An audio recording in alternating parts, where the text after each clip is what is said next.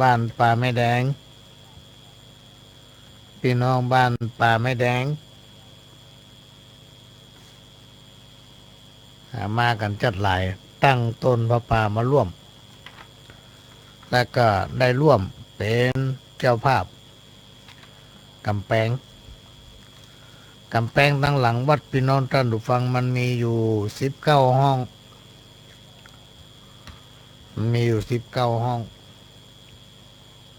ห้องน้ำ7 ห้อง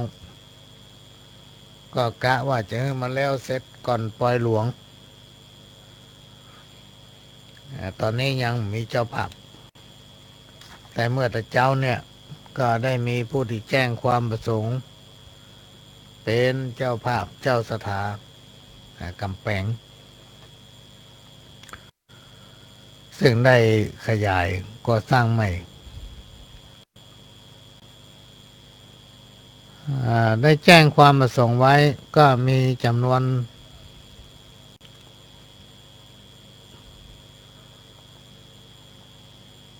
ในสายของพี่อำไพข้าภูคำผู้ช่วยผู้จัดการหมู่บ้านเดอะโฟก็ได้แจ้งรายชื่อผู้ที่ร่วมเป็นเจ้าภาพในการก่อสร้างกำแพงวัดด้านหลังก็มีคุณจันสายข้าภูคำพร้อมโดยครอบครัวและก็ลูกหลานและเป็นเจ้าภาพเจ้าสถากำแพงห้องละ 4,800 บาทและก็คุณอำไพข้าภูคำนางสาวธัญพัฒน์ข้าภูคำอันนี้ก็ร่วมกันกับครอบครัวของพี่จันฉายและอาจารย์สุนันตาข้าภูคำพร้อมด้วยคุณชลาวุฒิบุญมาชัยนี่ก็พร้อมกับนางสาวปิยวรรณบุญมาชัยนายภูมิบุญมาชัยนี่ก็ร่วมกันเป็นเจ้าภาพกำแพงทำ1 ห้องเป็นจำนวนเงิน 4,800 บาทและก็มีป้าหลวงชุมพลข้าภูคำพร้อมโดยครอบครัวลูกหลานก็ร่วมเป็นเจ้าภาพกำแพงทำ1 ห้อง 4,800 บาทนอกจากนี้ก็มีป้ออาจารย์ป้อนานพองนี่ก็พร้อมด้วยครอบครัวลูกหลานได้ร่วมเป็นเจ้าภาพศาลาทำ1 ห้อง 4,800 บาทและก็มีไอ้สวัสดิ์พี่อำไพปัญญาวุฒิบ้านป่าไม้แดงพร้อมโดยพี่น้องบ้านหัวให้ไม่ได้ถามชื่อไว้สักคำแล้วก็ไอ้อำนวยธาตุอินจันทร์ก็ได้ร่วมกันเป็นเจ้าภาพเจ้าสถากำแพงทำ1 ห้องเป็นจำนวนเงิน 4,800 บาทและก็คณะที่ร่วมรับประทานอาหารกลางวันก็ได้อู้กับเจ้าภาพพระป่าในวันนี้ซึ่งเปิ้นเป็นเจ้าภาพในการรอพระ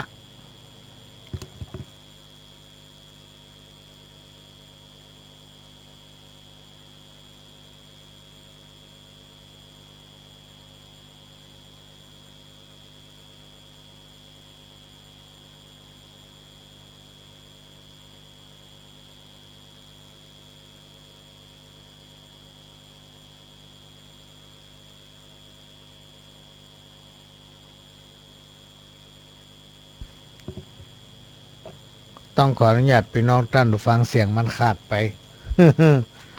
น่ามันน่าจะหนาวนะถ้าจะหนาวนักเสียงมันเลยขาด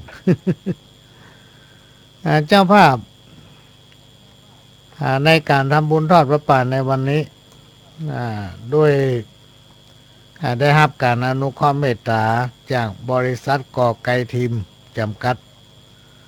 โดยคุณราชวิทย์จันแจ่มศรีคุณพัทรวดีจันแจ่มศรีหรือไอเอปินุชท่านได้เป็นเจ้าภาพเจ้าสถาเป็นประธานในการรอพระองค์จำลองพระประธานในวิหารของวัดหลวงอ้อรุ่นหนึ่งปารมีกอไก่ซึ่งจะมีการรอในวันที่20ในวันที่19พี่น้องท่านผู้ฟังมกราคมที่วัดหลวงอ้อก็ได้มีพี่น้องศรัทธาเครือข่ายสายธรรมหลายพื้นที่มาร่วมกันในวันนี้ก็ได้ปัจจัยถึงหมดพระหลวงไม่ได้อยู่ในงาน อยู่เหมือนกันนะไปมาพี่น้องท่านผู้ฟังก็มาหู้ตอนเย็นวันนี้ว่าได้ปัจจัยเกือบ300,000 บาทน่าจะแม่นอะแล้วก็สมาคิดลืมเดี๋ยววันนี้มันหลายงาน ประชุมก็ดีประชุมบางคนก็ว่าจะไปมันหยังมันย่างไอ้พ่องก็บ่ไปบ่ได้เขาเป็นประธานเปิ้นน่ะพี่น้องท่านฟังพระหลวงก็เกษียณอายุจากการเป็นผู้ใหญ่บ้านแต่ยังเป็นประธานเครือข่ายกองทุนแม่ของแผ่นดินจังหวัดเชียงใหม่และก็8จังหวัดภาคเหนือก็ยังเป็นประธานกองทุนแม่ของแผ่นดินอำเภอเมืองเชียงใหม่อยู่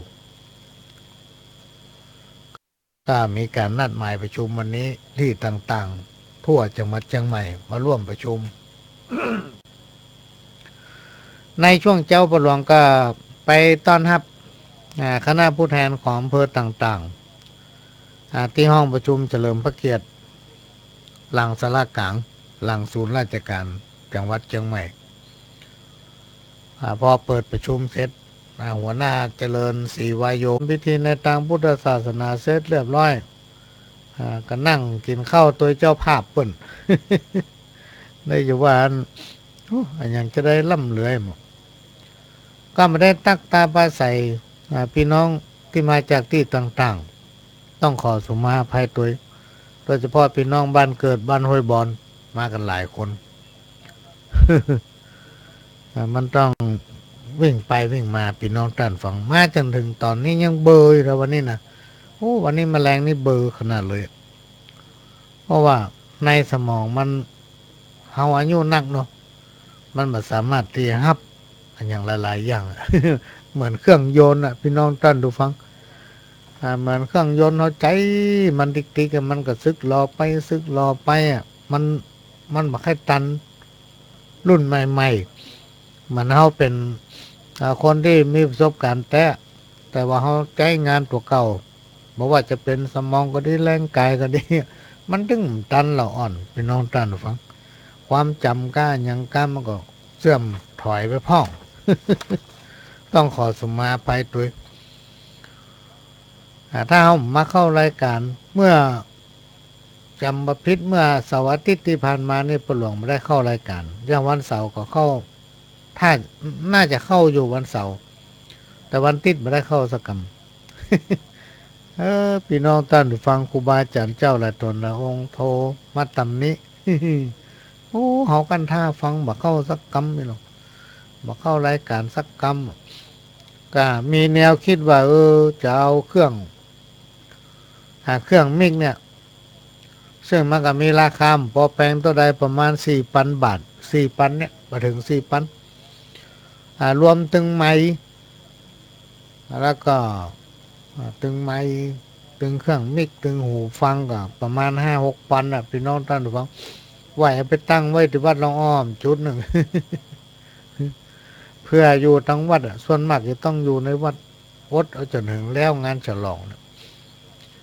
ก็ไม่ต้องได้วิ่งไปวิ่งมาแล้วมันล้า ถ้าวิ่งไปวิ่งมามันล้าพี่น้องท่านผู้ฟังอันนี้ก็เป็นเรื่องที่นำมาเล่าสู้กันฟังหูไว้ใจว่าใส่บาแบกหามก็เจอ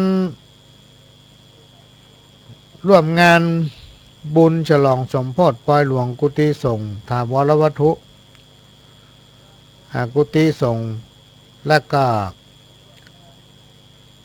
บูรณะศาลาบัตรบูรณะวิหารอุโบสถสร้างกำแพงใหม่ทางด้านหลังวัดปูตัวหนอนสร้างห้องน้ำห้องสุขาที่วัดหลวงอ้อก็จะมีการฉลองปล่อยหลวงนะโดยเริ่มตั้งแต่วันที่18ไปถึง21มกราคม2562ในการนี้ได้นำเรียนไม่ได้ทำหนังสือเต้อนะ ไปยังท่านผู้อำนวยการสถานีว่าจะขออนุเคราะห์อุปถัมภ์ถ่ายทอด ด้วยทางวัดหลวงอ้อร่วมกับพี่น้องศรัทธาเครือข่ายสายธรรมบอกว่าจะเป็นพี่น้องศรัทธาจากกรุงเทพมหานครพี่น้องศรัทธาจากจังหวัดสมุทรปราการพี่น้องศรัทธาจากจังหวัดตากพี่น้องศรัทธาจากจังหวัดขอนแก่นเชียงใหม่และก็พี่น้องศรัทธาในจังหวัดเชียงใหม่เฮาที่เป็นเครือข่ายสายธรรมที่เคารพนับถือกันได้ร่วมกันบริจาคปัจจัยในการสร้างถาวรวัตถุต่างๆอันที่1สร้างกุฏิสงฆ์ขึ้นหนึ่งหลัง2ชั้นขนาดกว้าง12เมตรยาว21เมตรและกระจายทุนทรัพย์จากการให้หอมจากการบริจาคของพี่น้องศรัทธาตายกตายิกาก็ใช้เงินในการสร้างกุฏิสงฆ์เป็นเงินอยู่4,200,000 บาทถ้วนนอกจากนี้ยังได้ปิดทองพระประธานในอุโบสถเสี่ยงทุนทรัพย์ถึงหมด120,000 บาทถ้วนและก็ได้มีการบูรณะศาลา2หลังรวมขนาดศาลาบาทถึง2หลังกว้าง3เมตรยาว27เมตรโดยเปลี่ยนหลังคาใหม่เปลี่ยนระบบไฟฟ้าเปลี่ยนฝ้าเพดานทาสีใหม่เปลี่ยนกระเบื้องปูพื้นและก็ทุนทรัพย์ถึงหมด300,000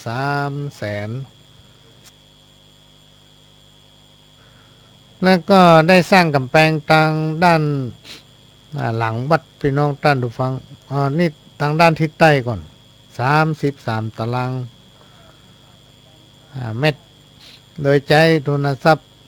จากการบริจาค130,000 บาทถ้วน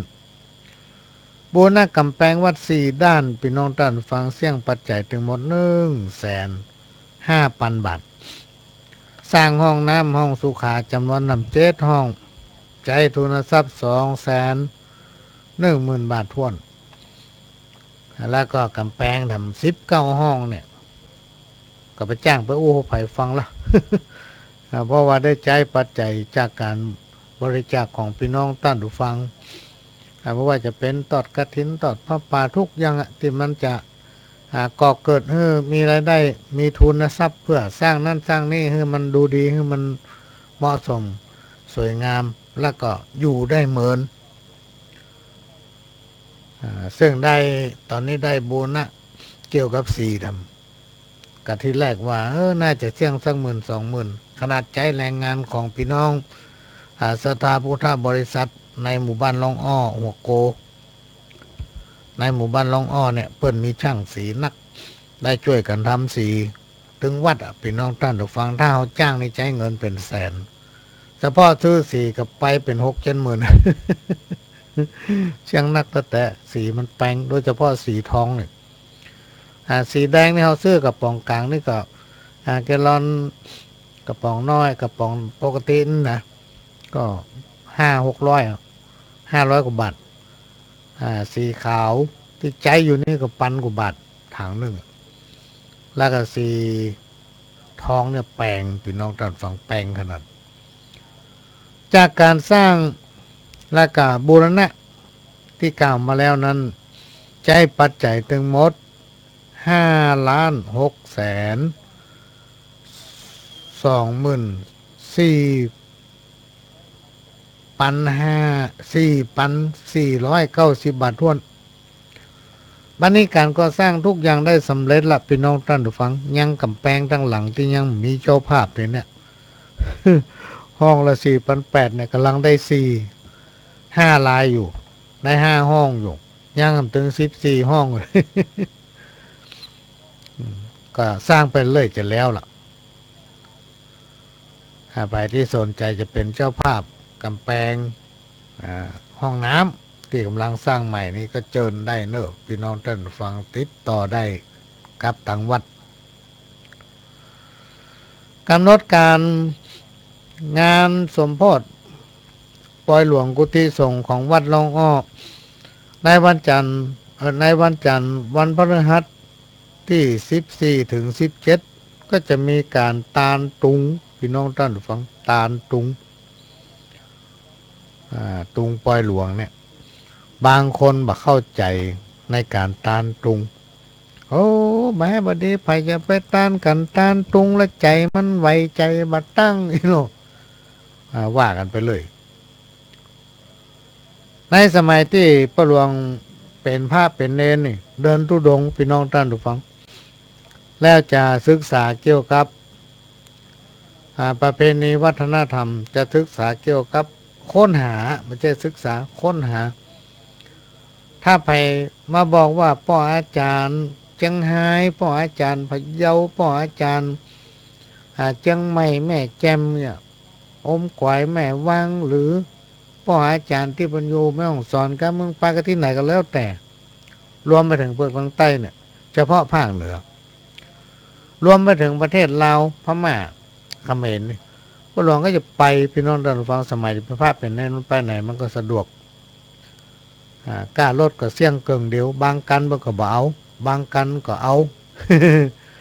มันอยู่ที่คนพี่น้องท่านฟังถ้าเอาไปปะสะเปิ้นใจบุญไม่เมตตาใจเปิ้นมีศีลมีธรรมเนี่ยเปิ้นหันผ้าเน้นขึ้นรถปกเหมาตัง สมัยก่อนนะไม่ได้ว่าเขาไปเพราะนั้นโอกาสที่เราไปหันไปนี่มันสะดวกสบายก็เลยไปค้นหาเรื่องเนี้ยว่านั่นมันแท้ก็หรือว่าบัดแท้จะได้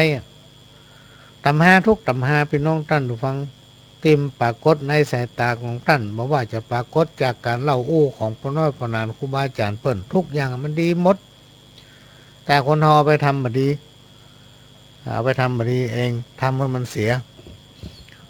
นี่ก็เป็นเรื่องที่เอามาอู้เป็นประสบการณ์การต้านตุงเนี่ยพี่น้องท่านผู้ฟังจากการบอกเล่าของครูบาอาจารย์เนี่ยเพิ่นบอกว่าจิตวิญญาณของบรรพบุรุษปู่ย่าตายายพ่อแม่หรือว่าคนตายโกมตายหงตายพายตายตกต้นไม้ตายตกน้ำตายตกบ่อจิตวิญญาณไม่ได้ไปเกิดไปงอกหรือว่าคณะที่ยังเป็นคนนี่กระทำกรรมก่อเวรนักหนาป้าป้านพอตายไปแล้วถูกเปิ้นยับเปิ้นกักเปิ้นขังจะเอาไปลงปุ้น มอนะ6จะเอาไป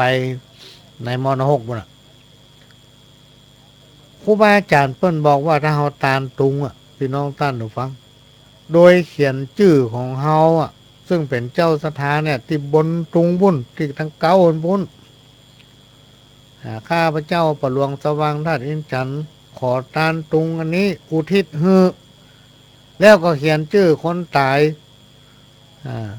ไว้ต่างหางวุฒิไว้ต่างหางตุงวุฒิจะไปเขียนติดกันท่านแล้วเอาไปปักพี่น้องท่านฟังในสมัยก่อนนั้นคนเพิ่นมีความเชื่อและก็มีการแปลความคิดเพิ่นก็จะไปตัดไม้ละสมมติว่าประหลวงสว่างจะตานตุงนี่เนาะประหลวงก็จะไปหาไม้ที่มันงามๆสักเล่มหนึ่งเอาตานสองผืนก็เขาจะไปหาไม้มาแล้วมีสวยดอกมัดติดตุงหรือมัดติดกันตุงพี่น้องท่านฟังเอาไปถวายปัจจัยก็เข้าวัดไปแล้วแต่ครูบาอาจารย์เปิ้นจะไปเนี่ยอย่างอาจจะ10 บาท20 บาท100 200แล้วแต่เขามีพี่น้องท่านฟังเพิ่มได้กำหนดพอถวายเสร็จเรียบร้อยตรวจน้ำเสร็จละในสมัยก่อนนะ เขาก็จะเอาตุงนะไปปักคนเดียวนะเพราะฉะนั้นในสมัยก่อนนั้นเปิ้นจะลู่กันตาลตุงพี่น้องท่านผู้ฟังเปิ้นจะลู่กันตาลตุงถ้าไผ่ไปตาลจ้าต้องได้ไปปักไก่ถ้าไผ่ไปตาลก่อนเนี่ยมีโอกาสได้ปักไก่วัฒนะ ที่จริงปักไก่มันดีเหมือนกันหมดถ้าเอาตาลแล้วตุงที่เปิ้นเอาตาลปล่อยหลวงนี่นะพี่น้องท่านผู้ฟังเพราะว่าก่อนที่จะมีปล่อยหลวงก่อนที่จะมีการฉลองปล่อยเนี่ยเปิ้นจะมีวันตาลตุงอย่างวัดหลวงอ้อนี่กำหนดเอาวันจันทร์กับวันกำหนดเอาวันที่14ถึง17เป็นวันตาลตุงเพื่อให้มีการตาลตุงแล้วก็เอาไปปักแผงมันในคนตะก่อนปักแผงมันพอแล้วปล่อยหลวงพี่น้องท่านผู้ฟังเปิ้นกับพระเจ้าว่าตุงนั้นเข้าบ้านน่ะเปิ้นบอกเข้าบ้านละพะฮะน่ะจนมันเน่ามันพวกและปัจจุบันเนี่ยมันมีการพัฒนาก้าวหน้าเมื่อจังหวัดไปติดตุงตามแยกตามถนนก็ต้องไปเก็บพอแล้วปล่อยหลวงต้องไปเก็บคำนั้นมันก็ตกเหี้ยเลี่ยราดมันเหมาะสมกับเป็นที่สักการะหรือว่าเป็นของตานก็จะเก็บใส่ถุงใส่อย่างไว้อย่างวัดหลวงอ้อนี่จะต้องติดตุงที่ไหนพ่องก็ตั้งหน้าศาลากลางเนี่ยพี่น้องท่านผู้ฟังศูนย์ราชการจังหวัดเนี่ยหน้าศาลากลางใกล้ๆของอบจ.ก็จะมีตุงไว้ปักนะแล้วอุโมงค์ที่จะลอดลงอุโมงค์มาสันดีเสื้อเนี่ยจะข้ามน้ำปิงมาสันดีเสื้อมันต้องไปตั้งหน้าศาลากลางต้องได้ลอดอุโมงค์ก็ต้องปักเป็นบอกทางมาแล้วก็ต้องมาปักที่ปากทางเนี่ยสับตีนสะพานเนี่ยฝั่งตะวันออกของแม่น้ำปิงแล้วก็สี่แยกรวมโชคเป็นตุง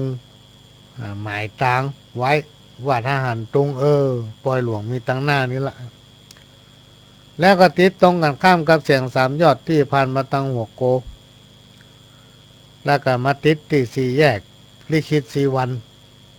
นะถึง2 เพิกถึงจะไปทั้งดอยสะเก็ดแล้วก็จะไปสันทรายจะไปทั้งกาดถนนต่ออย่างนี้เป็นต้นไปกาดรวมโชคอย่างนี้เป็นต้นและการมาติดที่สี่แยก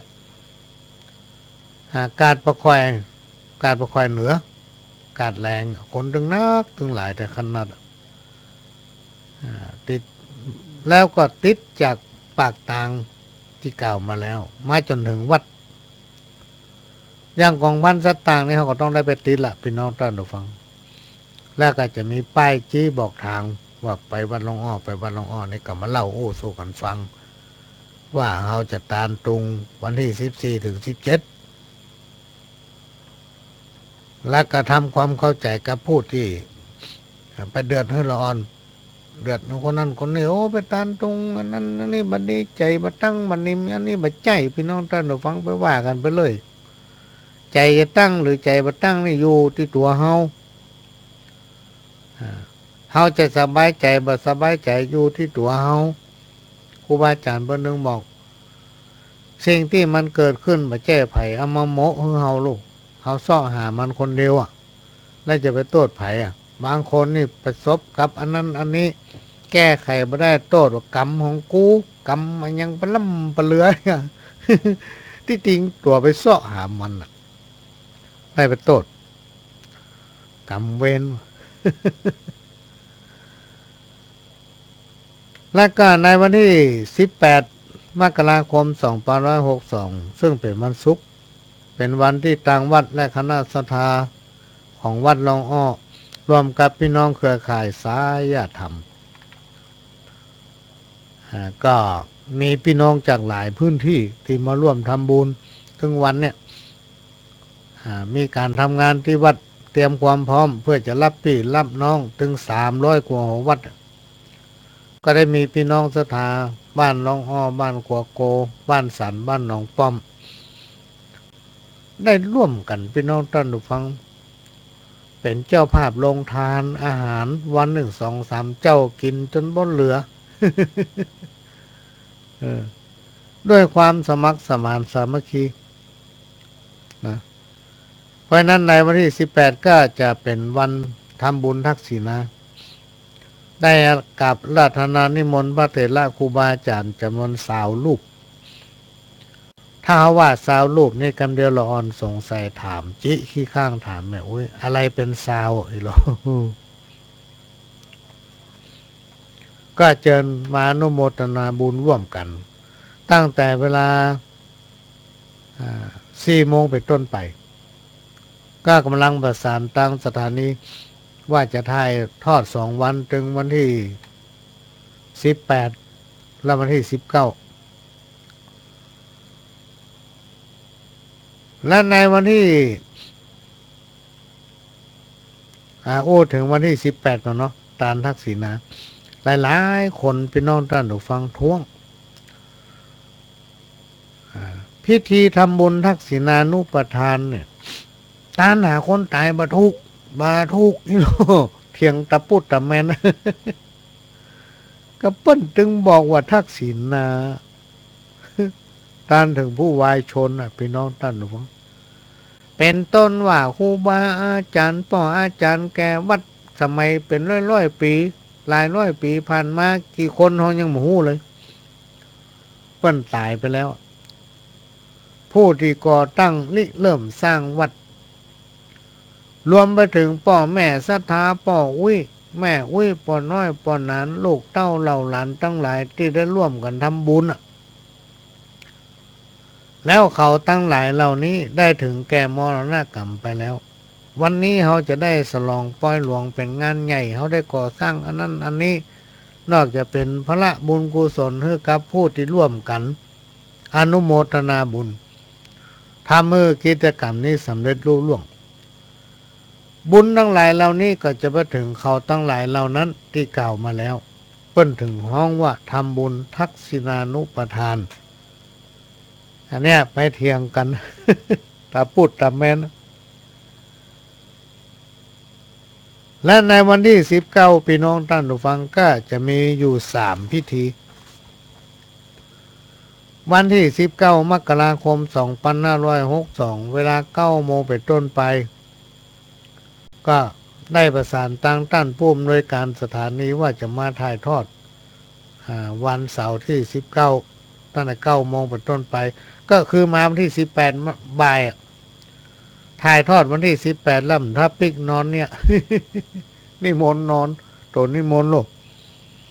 แล้วก็มาถ่ายทอดวันที่19ต่อตั้งแต่เช้าถึงเที่ยงได้กราบอาราธนาพระเถระครูบาอาจารย์จำนวน29 รูปโปรดเมตตาเจริญพุทธมนต์สมโภชงานปล่อยหลวงและก็จะมีพิธีเททองหล่อพระพุทธรูปปางสนะมารองค์จำลองพระประธานในวิหารของวัดหลวงอ้อเนื้อทองสำริดเนื้อทองเหลืองหน้าตัก49 นิ้วและก็จะมีพิธีถวายพระป่าหลังจากนั้นก็จะมีพิธีวางศิลาฤกษ์หอระฆังแต้นพระบาทจำลองแล้วก็แต้นพระที่เราหล่อในวันนั้นและการที่2ก็จะเป็นการยกฉัตรถวายพระประธานในวิหารโดยจะตั้งราชวัตรที่หน้าพระวิหารแล้วก็ใช้สายสลิงแล้วก็นำเอาหูปของหงส์มากราบเอาสัตว์แล้วเราก็ช่วยกันดึงมูลล้อมันหงส์ตัวนี้ก็จะจำนวนถึงหมดกัน29 ลูกและก็สามเณรที่วัดทำน่าจะ7 ลูกนะก็เสร็จพิธีละแล้วก็จากนั้นก็จะได้ถวายปัจจัยเครื่องไทยทานนะเอาบุญอายุวโนสุขังบาลังก่อนนิมนต์พระสงฆ์เถระครูบาอาจารย์สันเพลเชิญพี่น้องท่านผู้ฟังทั้งหลายที่มาร่วมในวันนั้นได้กินข้าวตอนด้วยกันสำหรับพี่น้องที่มาไก่ก็ขึ้นรถ สายแม่ริมก็ได้สายแม่แตงก็ได้ถ้ามาถึงในเวียงเนี่ยเป็นจุดศูนย์รวมละมาลงที่จ้างเผือกก็ได้รถแม่ริมรถแม่แตงเปิ้นนึงจอดที่หน้าจ้างเผือกฮั่นเปิ้นนึงจอดอยู่ฮั่นก็มาลงที่หน้าศูนย์ราชการหน้าศาลากลางอยู่ศาลาที่สะพานลอยพี่น้องท่านผู้ฟังมันจะมีศาลาอยู่ตรงกันข้ามกับราชทัณฑ์หรือว่าคอกหน้าศาลากลางเนี่ยมันมีคอกแต่ก่อนนี้เป็นคอกกระจายมาเดินนี่เปลี่ยนมาละเป็นคอกแม่ยิงเต้นกับมาลงแล้วนั่งอยู่ศาลาฮะศาลาบันไดลอยนะสะพานลอยเพราะมาวัดหนองอ้อมาสันผีเสื้อจะต้องลอดอุโมงค์มันง่ายแล้วจะไปไหนใครมาจุมาหลอกไปเด็ดขาดเนอะ อยู่ฮั่นจนว่าจะมีรถ2 แถวประหลวงจะเขียนป้ายติดหลังคามันว่าไปวัดหนองอ้อหรือว่าเขาจะลงไปถามอีแม่ไปวัดหนองอ้อก็ เขาต้องสังเกตว่าแม่นุ่งเสื้ออย่างมาถ้านุ่งเสื้อขาวถามว่าแม่ไปกาดกายมั่นใจ คือนั่งอยู่ฮั่นเลยจัดบนรถไปครับในกรณีที่ลูกหลานมาแยกการทำงานพี่น้องท่านฟังซึ่งวันนั้นมันเป็นวันเสาร์ถ้าไม่ใช่ราชการนี่ไม่ได้หยุดกาวอีป้อยแม่เตเปิ้ลไข่หันเอามาไว้ที่วัดหนองอ้อเอานั่งรถมาก็ดีเอาซ้อนรถก็ดีเอามาลงที่วัดหนองอ้อมาเมื่อเจ้าก็ได้เพราะมันมีโรงทานตั้งมาเจ้ามาละเอามาไว้ฮั่นแล้วก็บอกให้เปิ้นซ่องหาปหลวงให้ปะแมลงก็จัดรถส่งไปนี่ก็เป็นเรื่องที่แจ้งให้ทราบ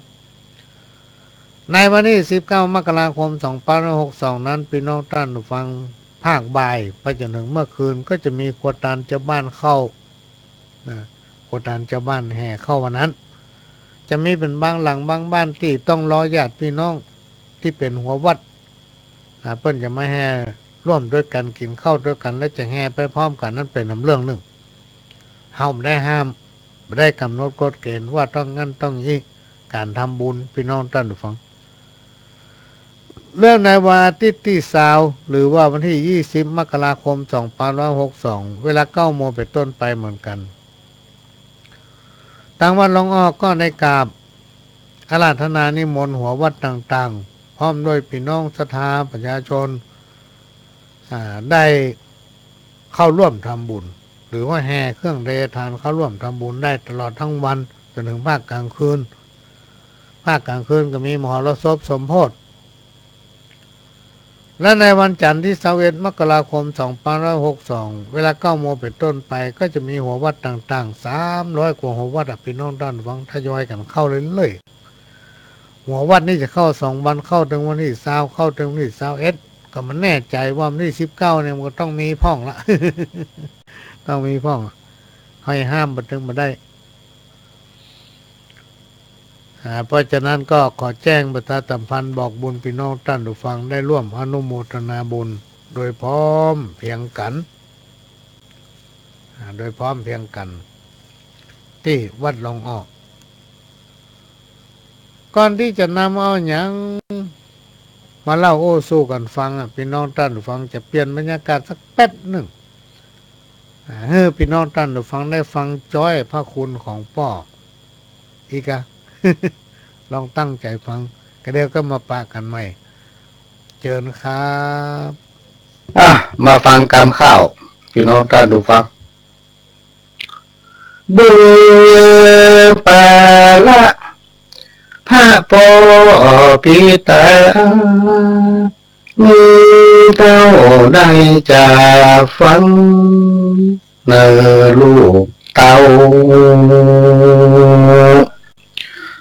บุญตามโน้นเรือเมืองหัวตางเก้า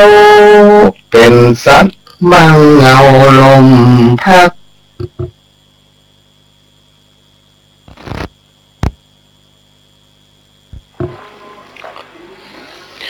ต้นโพสลายกิ่งใบมีนกหนูยอมเข้าไป สาวเอ็ดกูแล12 ปีกามาดอนเป็นพระผู้สร้างถ้าเรีคุณเขายกเอามาอ้างสุดจะประมาณอ่านคิดป้อยอมมอบกายถวายชีวิตอยู่กับแม่เจ้ามารดามีภรรยารักมุติบูตาต่อไปนี้นะป่อจักขอสู้ภาระตั้งหลายก็จะกอบกู้จำเป็นแลดูสะปะการอยู่การกินนี่สินฐานะตั้งแต่สร้างบ้านจานก่อนและเบิกลูกเจ้าให้เข้าห้องของเหือปอดไหลน้องบ่มีวางเอือน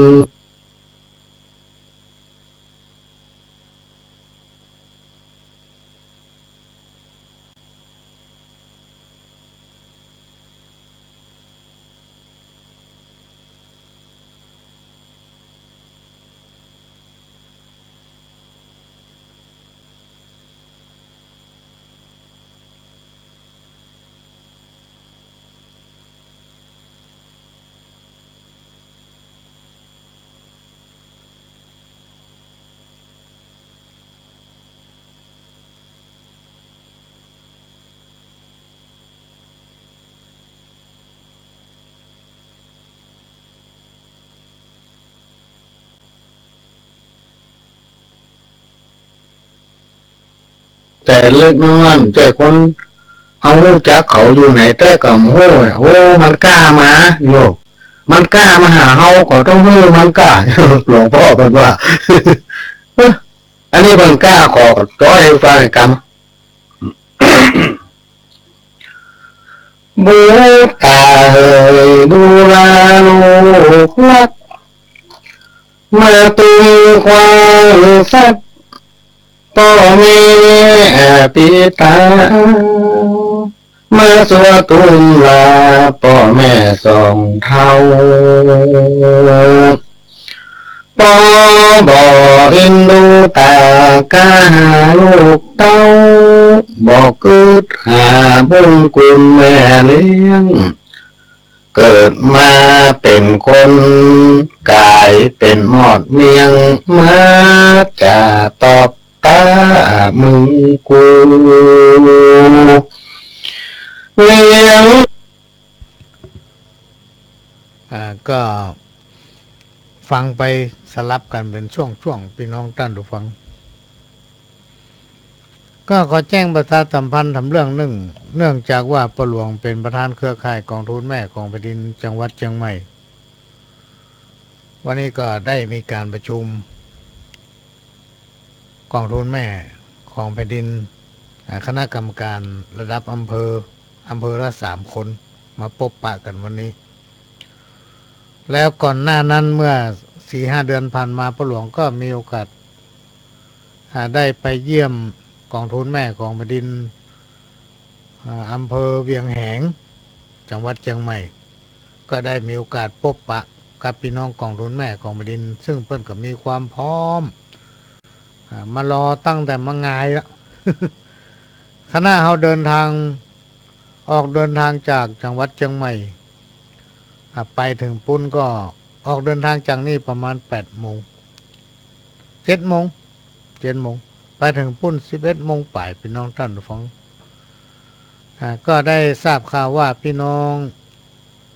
หลายหมู่บ้านที่เป็นหมู่บ้านกองทุนแม่ของแผ่นดินในอำเภอเวียงแหงก็มารอต้อนรับเป็นจำนวนนัก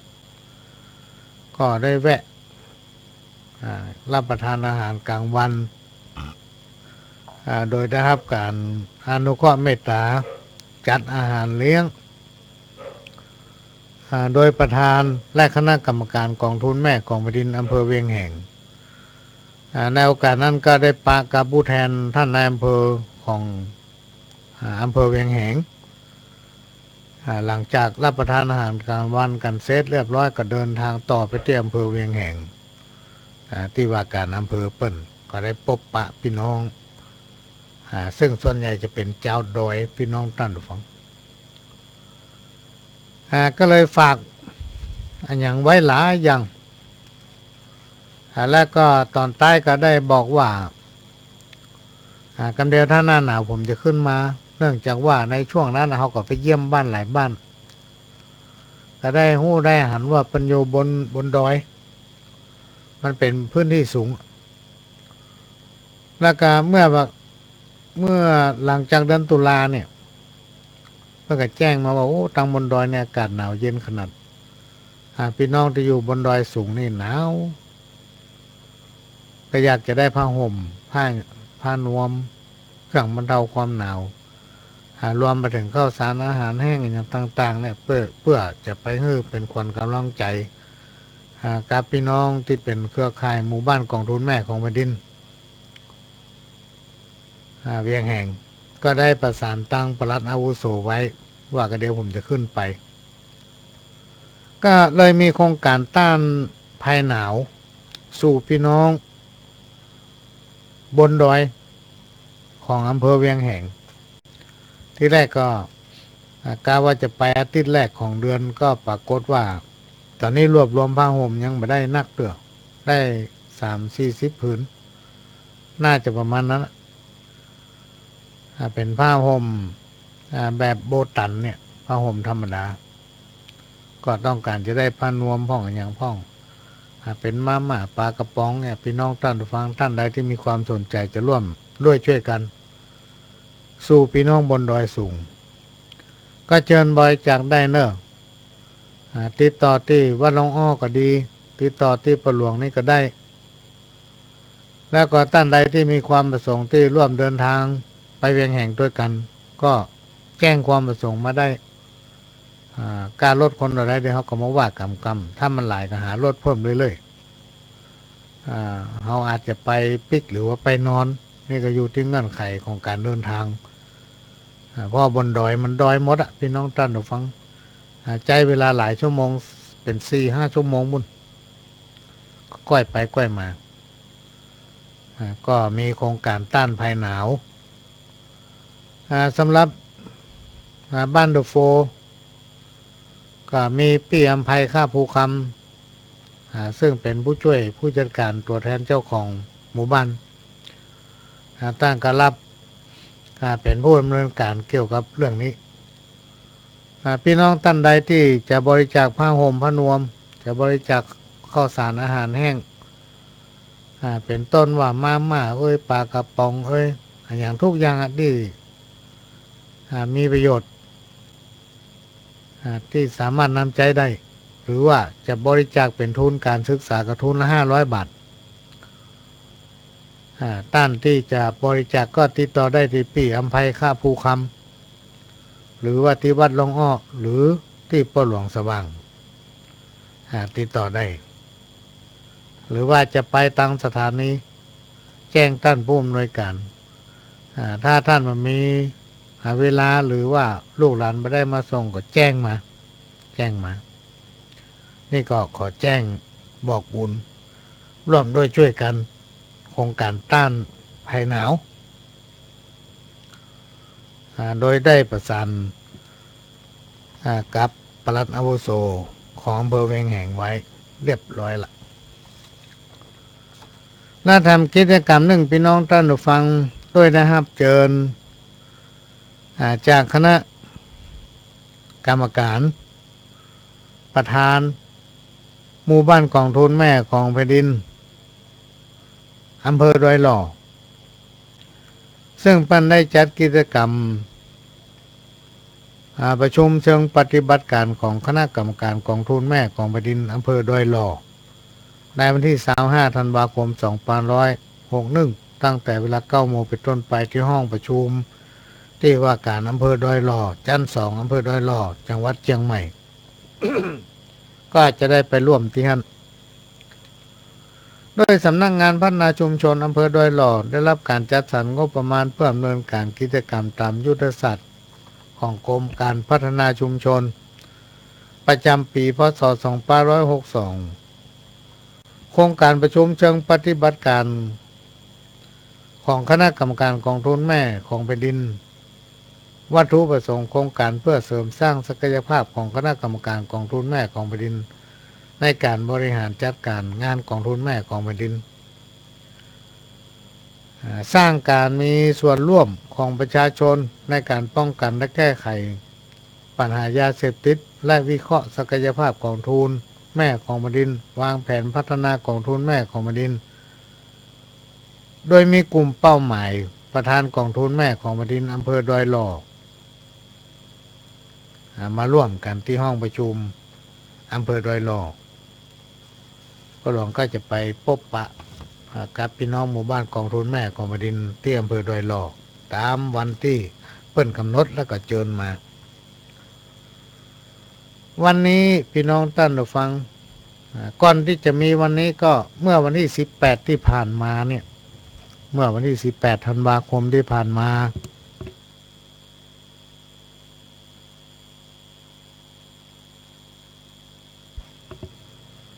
อำเภอเมืองเชียงใหม่โดยสำนักงานพัฒนาชุมชนของอำเภอเมืองเชียงใหม่ก็ได้มีการนัดหมายให้คณะกรรมการเครือข่ายกองทุนแม่ของแผ่นดินของอำเภอเมืองเชียงใหม่ทั้งในเขตเทศบาลนครและก็นอกเขตก็คือ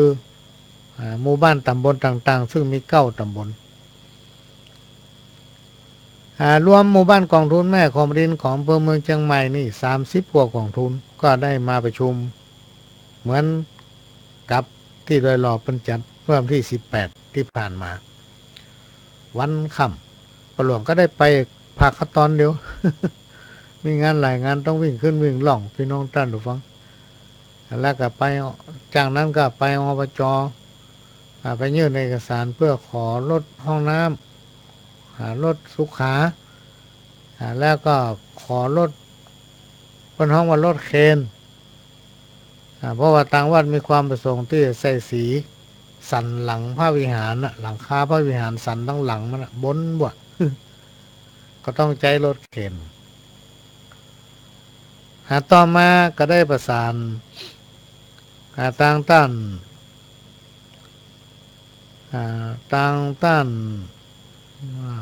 อดีตรองผู้ว่าราชการจังหวัดเชียงใหม่อดีตสว.ของจังหวัดเชียงใหม่เฮาคือท่านอดิศรกำเนิดศิริว่าขอนายได้ติดตามผู้กำเตอะเมื่อว่านายเปิ้นเป็นที่ปรึกษาหรือเป็นอย่างเนี้ยผู้หลวงหู ในองค์การบริหารส่วนจังหวัดแล้วก็มาตะวันเนี่ยติดต่อยังได้กำได้พี่น้องท่านฟังพ่อหลวงก็เลยร่วมกับกำนันตำบลสันปีเสื้อคือพ่อกำนันคำดีบุญสละได้ทำหนังสือโดยท่านเจ้าวาดรักษาการเจ้าวาดวัดหลวงอ้อได้ทำหนังสือถึงนายกเทศมนตรีเทศบาลตำบลฟ้าห้ามก็ได้ข่าวว่าเพิ่นมีรถเคนสามารถขึ้นตึกได้ ก็มาก็แมลงนี่ก็ได้รับทราบข่าวว่าโอ้ทางองค์การบริหารส่วนจังหวัดเพิ่นก็เอารถเพิ่นมาเจ้าหน้าที่พนักงานเพิ่นมาดูสถานที่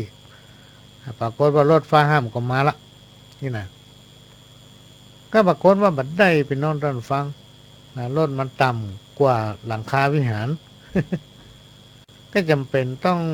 ซึ่งเขาแปลมผ่ามเปียงไปละทำผ่ามเปียงที่ข้างว่าวิหารเพิกทางเหนือไปแล้ว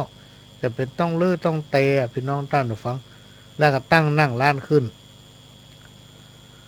ก็ต้องขออนุโมทนาบุญขอบคุณโดยมีท่านอดีตรองผู้ว่าราชการจังหวัดอดีตสว.ของจังหวัดเชียงใหม่คือท่านอดิศรกำเนิดศิริได้เจ้าหน้าที่พนักงานขององค์การบริหารส่วนจังหวัดเชียงใหม่ที่ได้มีตัวแทนมาดูในวันนี้ดูสถานที่ของวัดหลวงอ้อพร้อมกันนี้ได้ทำหนังสือเทศบาลตำบลฟ้าห้ามตะวันแมลงบ่ได้ แล้วก็ได้ไปประสานไปตั้งป้อกำนันกล้า บนห้องป้อกำนันกล้า ที่จริงชื่อเปิ้นป้อกำนันกำพลและได้ทำหนังสือถึงนายกเทศมนตรี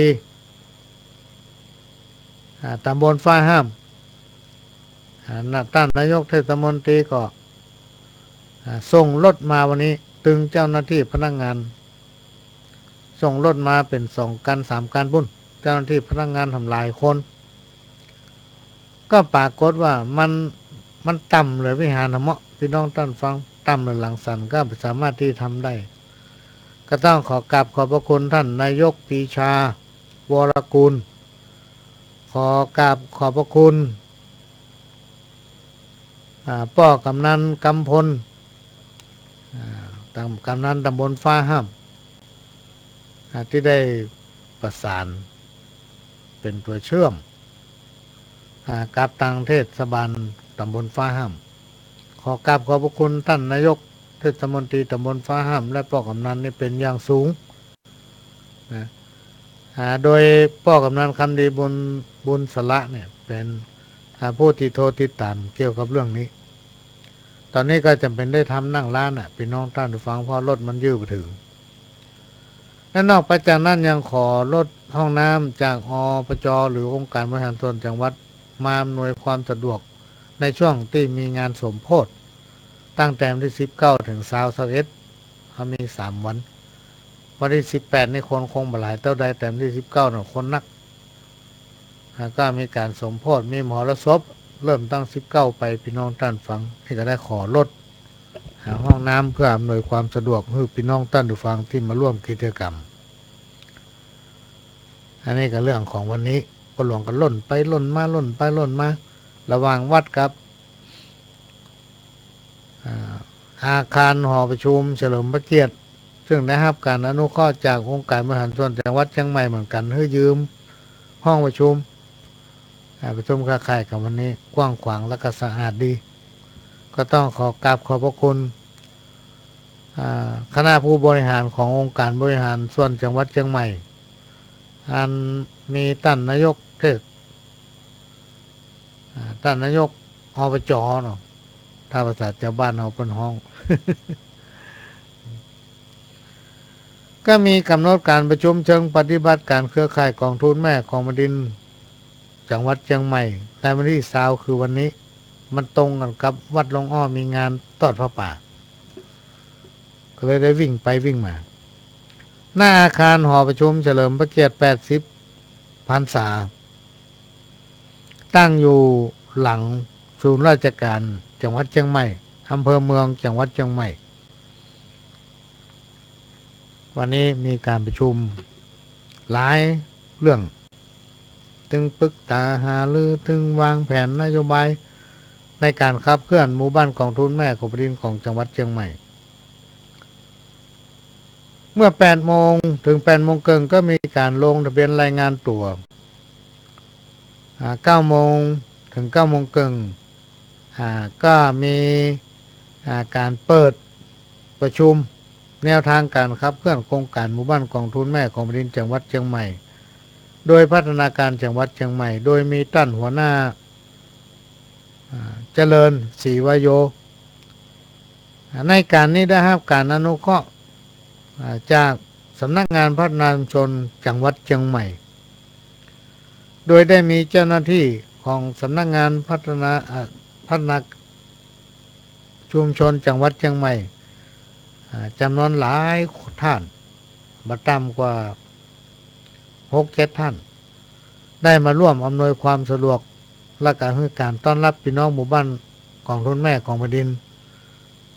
ถึง20 กว่าอำเภอหลังจากนั้นก็ได้มีกลุ่มงานหัวหน้ากลุ่มงานยุทธศาสตร์พัฒนาชุมชนได้มาบรรยาย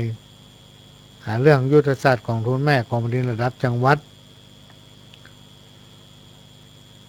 และก็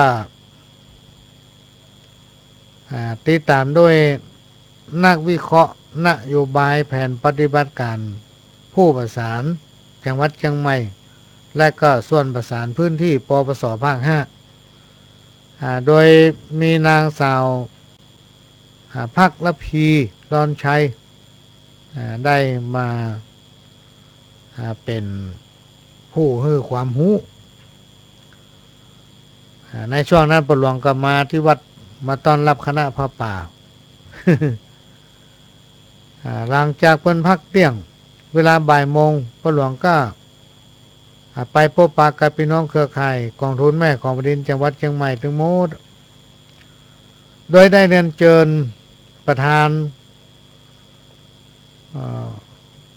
ระดับอำเภอทุกอำเภอได้เคลื่อนร่วมบนเวทีเพื่อให้แสดงความคิดเห็นและเสนอแนวคิดในการบริหารแนวทางการขับเคลื่อนเพราะว่าจะเป็นแผนเพราะว่าจะเป็นโครงการที่เราต้องร่วมกันดำเนินงานต่อไปเนี่ยพบปะกับพี่น้องคณะกรรมการเครือข่ายกองทุนแม่ของแผ่นดินระดับจังหวัดในช่วงบ่าย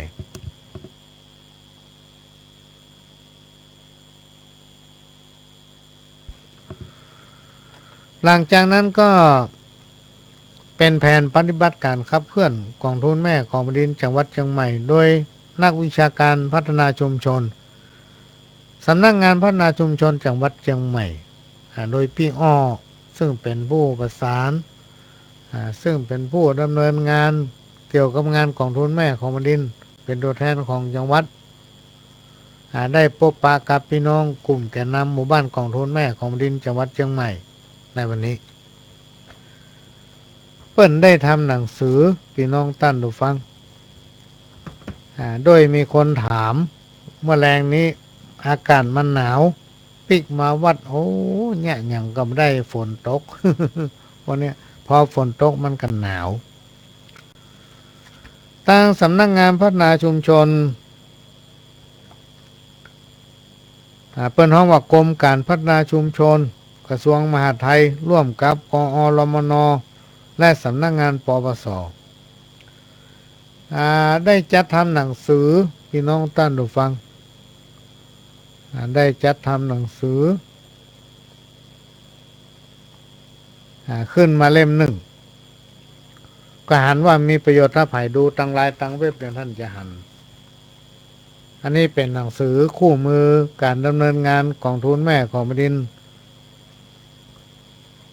ก็คงจะมีแจกให้ทั่วประเทศแหละก็จะมาอ่านให้พี่น้องท่านผู้ฟังสักน้อยหนึ่งเพื่อจะรู้ที่ไปที่มาของกองทุนแม่ของแผ่นดินเนื่องจากว่าแมลงวันนี้ก่อนเข้ารายการมีคนโทรถามว่ากองทุนแม่ของแผ่นดินเนี่ยเปิ้นย่างใดเปิ้นมีแนวนโยบายเอาเงินมาแจกจ่ายชาวบ้านก็ช่วยเหลือภัยอย่างใดคือเปิ้นบ่ฮู้บ่เคยฮู้เหมือนกันมีบ้านกองทุนบ้านหนึ่งเป็นบ้านกองทุนแท้ๆพี่น้องท่านผู้ฟังเขาบ่ฮู้เลยว่ากองทุนแม่ของแผ่นดินนั้นมีความสำคัญต่อพี่น้องประชาชนช่วยเหลือสังคมหมู่บ้านและมีการพัฒนาอย่างใดเขาหมูหนังสือเล่มนี้มีประโยชน์พี่น้องท่านฟังอย่างมากมายมหาศาลภัยที่ได้รับไปเนี่ยก็สามารถเป็นวิทยากรได้เลยหนังสือเล่มนี้มีความหนา101 หน้า101 หน้า มีนั่นนี่หมดพี่น้องท่านผู้ฟังพระราชดำรัสสมเด็จพระนางเจ้าสิริกิติ์พระบรมราชินีนาถในรัชกาลที่9ทรงมีต่อนายกรัฐมนตรีและประสบนิกรชาวไทยทุกหมู่เหล่าเฉพาะเรื่องยาเสพติดในวันเฉลิมพระชนมพรรษาที่ศาลาดุสิตดาลัยสวนจิรดาในวันพฤหัสที่11 สิงหาคม 2554อันนี้คือความเป็นมาพี่น้องท่านฟังเริ่มต้นเรื่องสำคัญทำเรื่องหนึ่ง ที่ข้าพเจ้าก็จะขออัญเชิญมาอ่านให้พี่น้องท่านผู้ฟังได้ฟังเพื่อท่านจะได้รับทราบหลายท่านโทรมาถามว่ามันมีความสำคัญจะได้มันช่วยเหลือสังคมอย่างไรมันคือหยังเนี่ยพี่น้องท่านผู้ฟังก็จะได้อัญเชิญพระราชดำรัสของสมเด็จพระนางเจ้ามาอ่านให้ฟังเรื่องสำคัญอีกเรื่องหนึ่งที่ข้าพเจ้าอยากขอความร่วมมืออย่างจริงจังจากรัฐบาลและคนไทยทั้งชาตินั่นคือการแก้ไขปัญหายาเสพติดที่บ่อนทำลายสังคมไทยมาหลายสิบปีนับวันแต่จะรุนแรงขึ้นสมัยก่อนชาวไทยภูเขาเคยปลูกฝิ่นพระบาทสมเด็จพระเจ้าอยู่หัวทรงอุตสาห์อาบเหงื่อต่างน้ำตั้งโครงการหลวงขึ้นมาแก้ไขจวนชาวไทยภูเขาได้หันมาปลูกพืชเมืองหนาวแทนจนขณะนี้พวกเขาเลิกปลูกฝิ่นไปแล้วพื้นเมืองหนาวทำรายได้ดีกว่ามากข้าพเจ้าก็นึกว่าจะเบาใจในเรื่องยาเสพติดไปได้ที่ไหนได้กลับมีผู้ใจประเทศไทยเป็นต่างผ่านของยาเสพติดและยังมีผู้ลักลอบผลิตอีกด้วยโดยเฉพาะชนิดที่แพร่ได้เร็วยิ่งกว่าเชื้อโรคก็คือยาบ้าหรือว่าสารตั้งต้นการผลิตยาบ้าหาได้ง่ายผลก็คือคนไทยตกเป็นทาสของยาบ้าแล้วล้านคนทุกคนมีสุขภาพทรุดโทรมทั้งร่างกายจิตใจสติปัญญาเสื่อมถอยยาบ้าและยาเสพติดทั้งหลายกำลังทำลายสังคมไทยอย่างน่ากลัวข้าพเจ้าไม่สบายใจเลยที่มีข่าวว่ายาบ้ามีขายทุกตอกทุกซอยแม้กระทั่งในโรงเรียนหรือในวัดผู้ผลิตยาเสพติดและผู้ขายกำลังทำตัวเป็นฆาตกรฆ่าลูกฆ่าหลานไทยได้อย่างเยือกเย็นน่าเป็นห่วงเหลือเกินเมื่อปีพ.ศ. 2546ข้าพเจ้าได้เคยมอบเงินจำนวนหนึ่งให้แก่สำนักงานคณะกรรมการป้องกันและปราบปรามยาเสพติด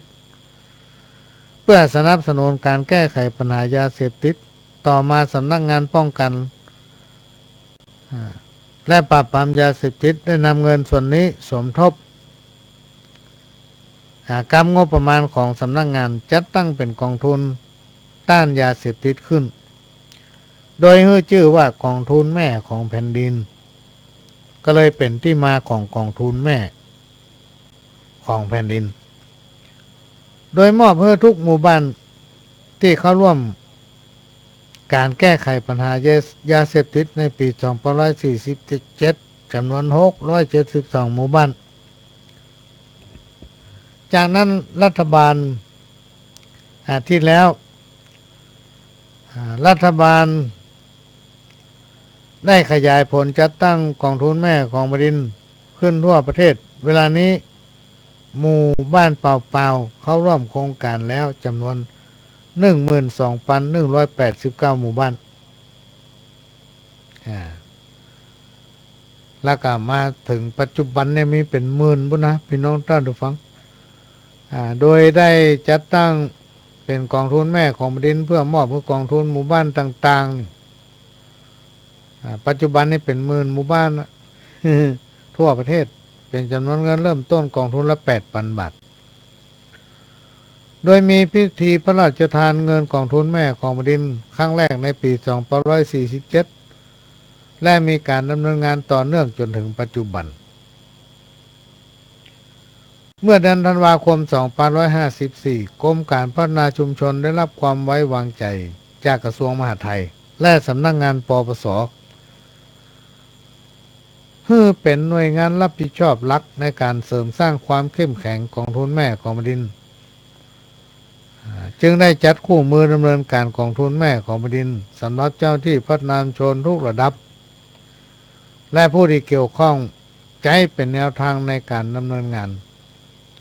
เพื่อเป็นการสนองพระราชปณิธานในการแก้ไขยาเสพติด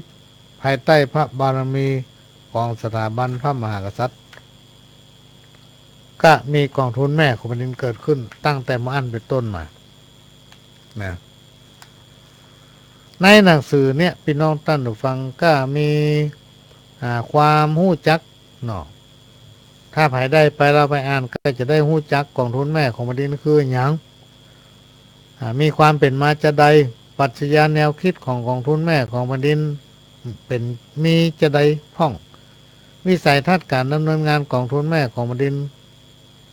ไปในแนวไหนวัตถุประสงค์ของกองทุนลักษณะที่แตกต่างจากกองทุนอื่นๆสร้างความเข้าใจต่อคุณค่าของกองทุนแม่ของแผ่นดินความเชื่อมโยงระหว่างกองทุนแม่ของแผ่นดินกับกรมการพัฒนาชุมชน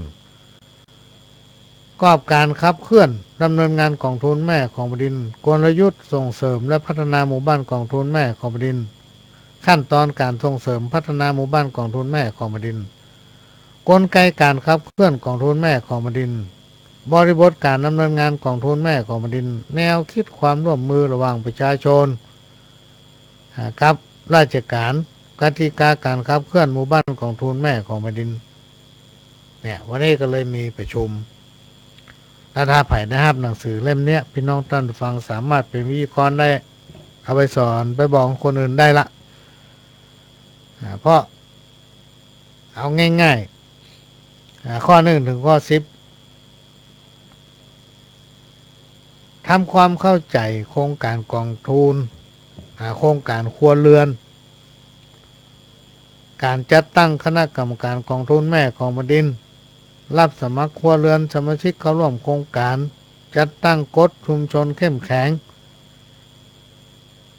ให้ความรู้ความเข้าใจเรื่องยาเสพติดจัดตั้งกองทุนแก้ไขปัญหายาเสพติด7ประชาคมคัดแยกด้วยสันติวิธี8การจัดกิจกรรมป้องกันและแก้ไขปัญหายาเสพติดร่วมกันกับสมาชิกรับรองครัวเรือนปลอดภัยรักษาสถานะของชุมชนให้เข้มแข็งเนี่ยในหนังสือเล่มนี้มีนี่มดพี่น้องท่านผู้ฟังอันนี้ก็เป็นเรื่องที่นำมาเล่าสู่กันฟังว่าเมื่อใดก็ของทุนแม่ของดินของทุนแม่ของดินแล้วก็มีคนมาถามว่ามันช่วยจะได้มันเป็นกองทุนที่เป็นเอาเงินมาแจกมาจ่ายกันพระหลวงเคยปะท่านผู้หนึ่งซึ่งเป็นผู้หู้พี่น้องท่านผู้ฟังแล้วมีประสบการณ์ชีวิตอย่างมากมายมหาศาลเปิ้นได้แนวคิดว่าเราจะต้องสร้างคนให้มีภูมิปัญญาคุ้มกันต้องส่งเสริมเมื่อเขามีความรู้ส่งเสริมเมื่อเขามีแรงทำมาหากินเพื่อให้ก่อเกิดรายได้อาจจะเป็นรายได้เสริมคือบ่ทำตัวให้ว่างพี่น้องท่านฟังทำนั่นทำนี่มันดึงได้กินมันดึงอยู่ได้ถ้าเรารอไก่ให้เปิ้นมาช่วยพี่น้องท่านฟังความเจริญมันก็หายไปห่างไปถ้าเรารอเปิ้นมาช่วยเพราะนั้นการที่เราเจอไผมาช่วยเราต้องช่วยเหลือตัวเก่ามันถึงที่สุดพี่น้องท่านฟังมันถึงจะอยู่ได้อันนี้เป็นเรื่องที่นำมาฝากให้เป็นข้อคิดสำหรับพี่น้องที่ท่านผู้ฟังที่สนใจฟังรายการของพ่อหลวงวันนี้ก็ได้ให้แนวคิดกับคณะกรรมการระดับอำเภอโดยได้มีสำนักงานพัฒนาชุมชนทุกอำเภอได้ส่งตัวแทนเข้ามาร่วมก็คือเป็นหัวใจของกองทุนแม่ของดินจังหวัดหรือว่าอำเภอเพราะมีสำนักงานพัฒนาชุมชนนี้เป็นขวัญใจเป็นตัวประสานจะขับเคลื่อนบังคับเคลื่อนได้อยู่ที่หน่วยงานของสำนักงานพัฒนาชุมชนเพราะเปิ้นเป็นผู้ประสาน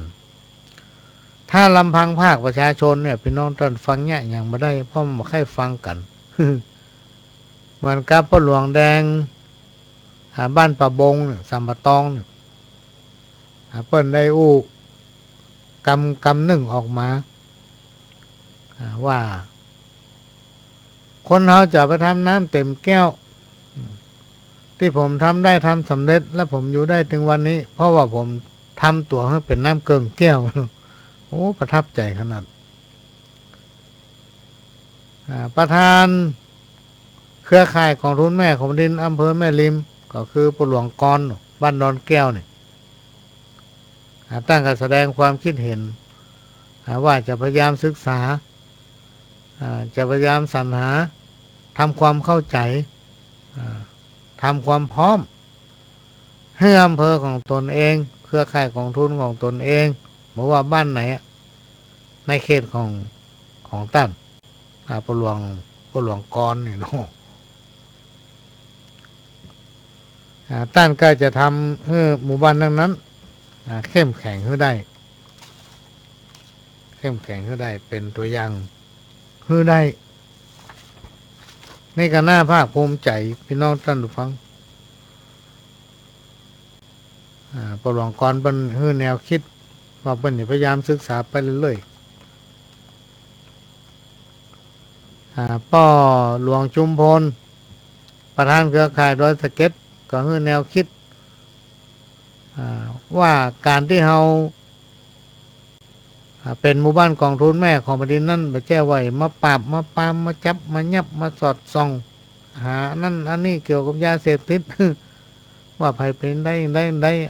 มันไม่ใช่เราจะต้องดูแลพี่น้องท่านผู้ฟังดูแลตัวเองครอบครัวของตัวเก่ารวมมาถึงพี่น้องลูกบ้านลูกหลานแนะวิธีปฏิบัติให้เขาให้อยู่ในกรอบของศีลธรรมตัวของกฎหมายตัวถ้าเราเอากฎหมายมาเป็นตัวชี้วัด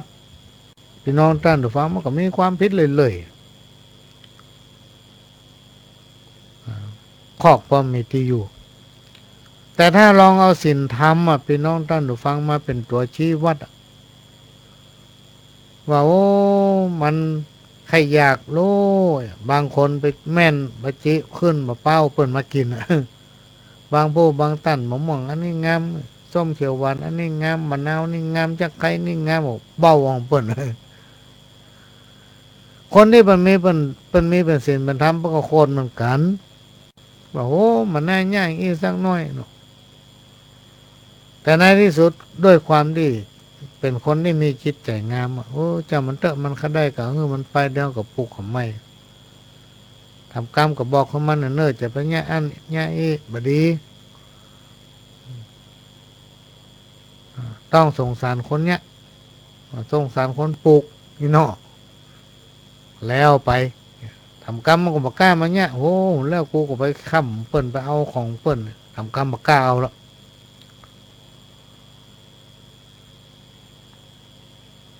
บางเตื้อมันเป็นเส้นผมมองภูเขาเหตุน้อยเดียวพี่น้องท่านผู้ฟังถ้าเราไปอยู่ด้วยกันเรามีความสมัครสมานเป็นน้ำหนึ่งใจเดียวเรามาฮักกัน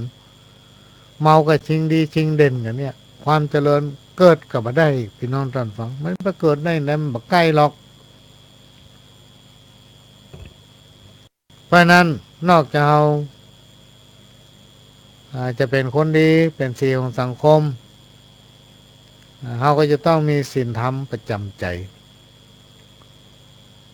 เมื่อมันครบกระบวนการบ้านวัดโรงเรียนเนาะคนห้องว่าบวร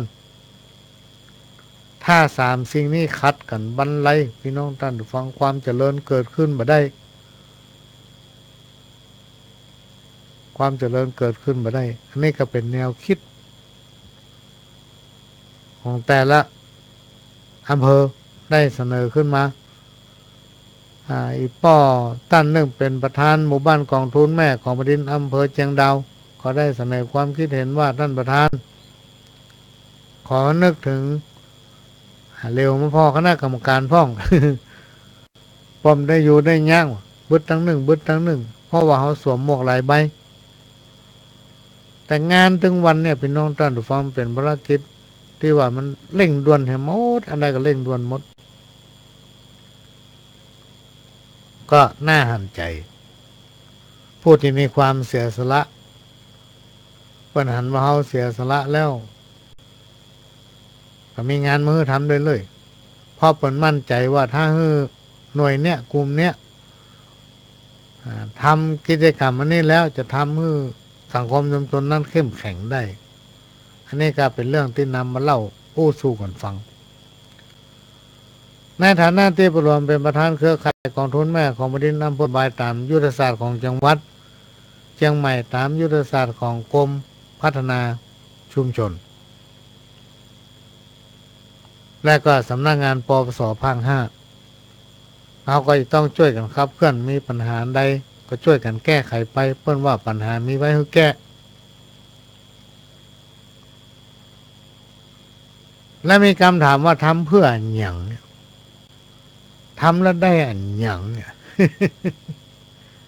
ก็มีคำตอบว่าทำเพื่อลูกเพื่อหลานเฮาอ่ะพี่น้องท่านผู้ฟังเฮาอายุขนาดไหนล่ะพี่น้องท่านผู้ฟังมาเดินเนี่ยเฮาอายุขนาดนี้แล้วเฮาจะอยู่ประถมสักกี่ปี60 ปีนี่ไม่อยู่ได้วะแต่ว่าในอนาคตนั้นเมื่อเฮารับตายไปลูกหลานเฮามีพี่น้องท่านผู้ฟังไผพ้องที่ปรารถนาให้ลูกหลานตัวเก่าอยู่ในสังคมที่ย่ำแย่ที่สุด ก็ได้ก็พิษกันตั้งเหนือก็ได้ก็ด่ากันตั้งใต้ก็ได้ก็บุบหูตีตากันเนี่ยไผ่พ้องปรารถนาให้ลูกเต้าหลานไปอยู่ในสังคมอย่างนั้นเพราะฉะนั้นสิ่งที่เราทำเพื่อลูกเพื่อหลานก็คือมีการเฝ้าระวังป้องกันในครอบครัวของตนเองแล้วครอบครัวข้างเคียงก็ได้ให้แนวความคิดไปว่าทุกบ้านจะมีคณะกรรมการนอกจากจะมีคณะกรรมการกองทุนแม่ของประเด็น12 คนแล้วก็มีคณะกรรมการหมู่บ้านทำ12 คนก็เป็น24ละก็ให้24 คนเนี่ยไปขยายผลคนละ1 หลังคนละ1 หลังพี่น้องท่านฟังก็ได้48 หลังละ ขยายไปเรื่อยๆบ่มีสังคมไหนบ้านใดพี่น้องท่านผู้ฟังที่มันจะดีสมบูรณ์100%มันก็จะต้องมีดีพ่องบ่ดีพ่องฆ่ากันไปนี่เป็นเรื่องที่นำมาอู้สู่กันฟังว่าโลกมนุษย์ทำจะเป็นอย่างเงี้ยนะ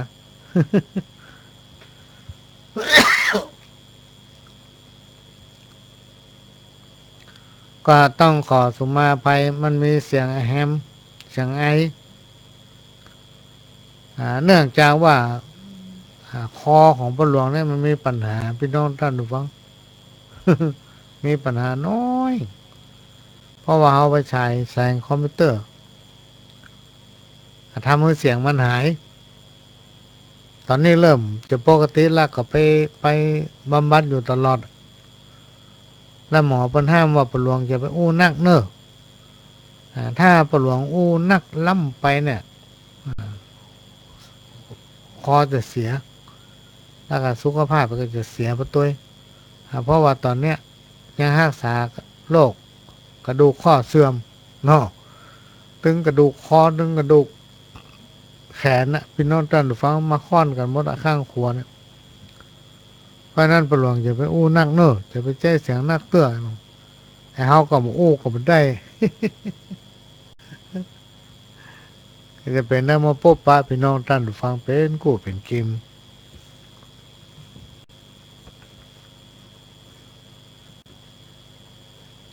ก็มาฟังนิทานอีกเรื่องหนึ่งเนาะเป็นนิทานเก่านะจะมาอู้ฟังว่าคนเฮาเนี่ยพี่น้องท่านผู้ฟังถ้ามีความพอดีหมูจะปล่อยวางมันอยู่ในตึงม่วนมาเป็นสุขเพราะฉะนั้นคือปล่อยวางอย่าพ่องในก่อนสมัยพุทธกาลมีพระอินทร์องค์หนึ่งได้เหาะลงมาจากสวรรค์ลงมายังโลกมนุษย์เพื่อจะเสาะหาคนที่บ่มีความโลภ โดยได้จำแรงแปลงกายเป็นชายชราเดินไปยังหมู่บ้านต่างๆก็ได้เข้าไปยังหมู่บ้านแห่งหนึ่งได้ปะกับผู้ชายหนุ่มคนหนึ่งนั่งอยู่คนเดียวพระเอนก็ตรงเข้าไปหาเมื่อเดินเข้าไปถึงต่อหน้าชายหนุ่มคนนั้นก็ได้วางก้อนอิฐก้อนขนาดเต้าบดินกีนี่ไว้ซองหน้าผู้ชายหนุ่มคนนั้นแล้วก็ใจมือจี้ไปตีก้อนหินก้อนนั้นในทันใดนั้นพี่น้องท่านผู้ฟังก้อนหินหรือว่าก้อนดินกีก้อนนั้นกลายเป็นทองคำเหลืองอลามชายชราซึ่งเป็นพระอินทร์แปลงกายมาก็ยิบเอาทองคำก้อนนั้นขึ้นมาพร้อมกับขึ้นว่าเจ้าจงรับเอาทองคำก้อนนี้ไว้ข้าจะไปละชายหนุ่มก็รับเอาทองคำด้วยความ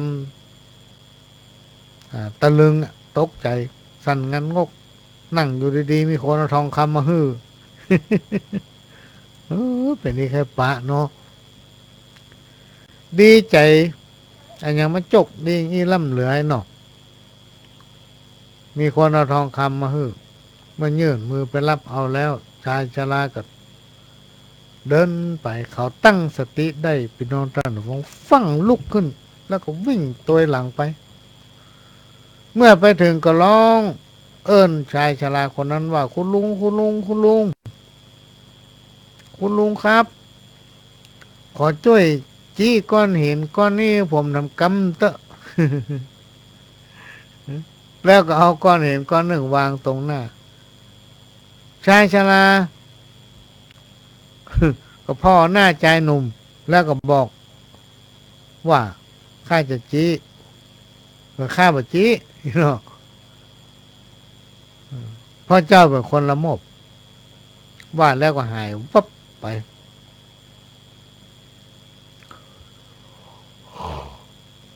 ไปโผล่ที่บ้านอื่น ก็ไปปะคนหนุ่มละ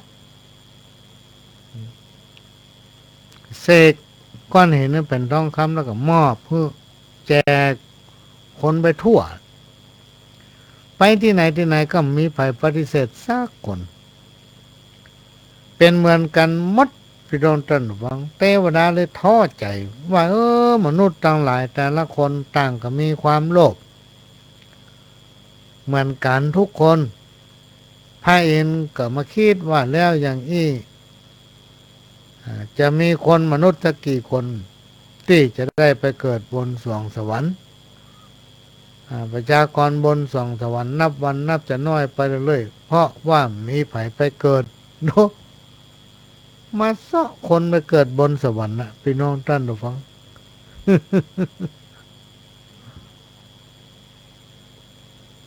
นี่ก็เป็นเรื่องที่นำมาเล่าสู่กันฟังก็เดี๋ยวก็จะพักสักแป๊บหนึ่งก็ให้พี่น้องท่านฟังเทปเก่าสักกรรมหนึ่งเดี๋ยวก็มาปะกันใหม่เจอครับที่ถามมาพี่น้องท่านผู้ฟังพ่อหลวงก็จะตอบเต้าที่รู้เนาะก็จะมาสู้กันฟังก็มาต่อจากเรื่องนี้สงฆ์ซึ่งบรรพบุรุษของเขานั้นเปิดต้นไปฟังเรื่องแต่ละปัดเนี่ยก็ไปว่ากับวันที่แต่วันนี้ขืนไปเดินเรื่องแม่มั่วหมด ก็มาอ่านข้าวอันนี้น่าจะเป็นของพ่อทวาตาจะแม่นนู่นนั่นแหละ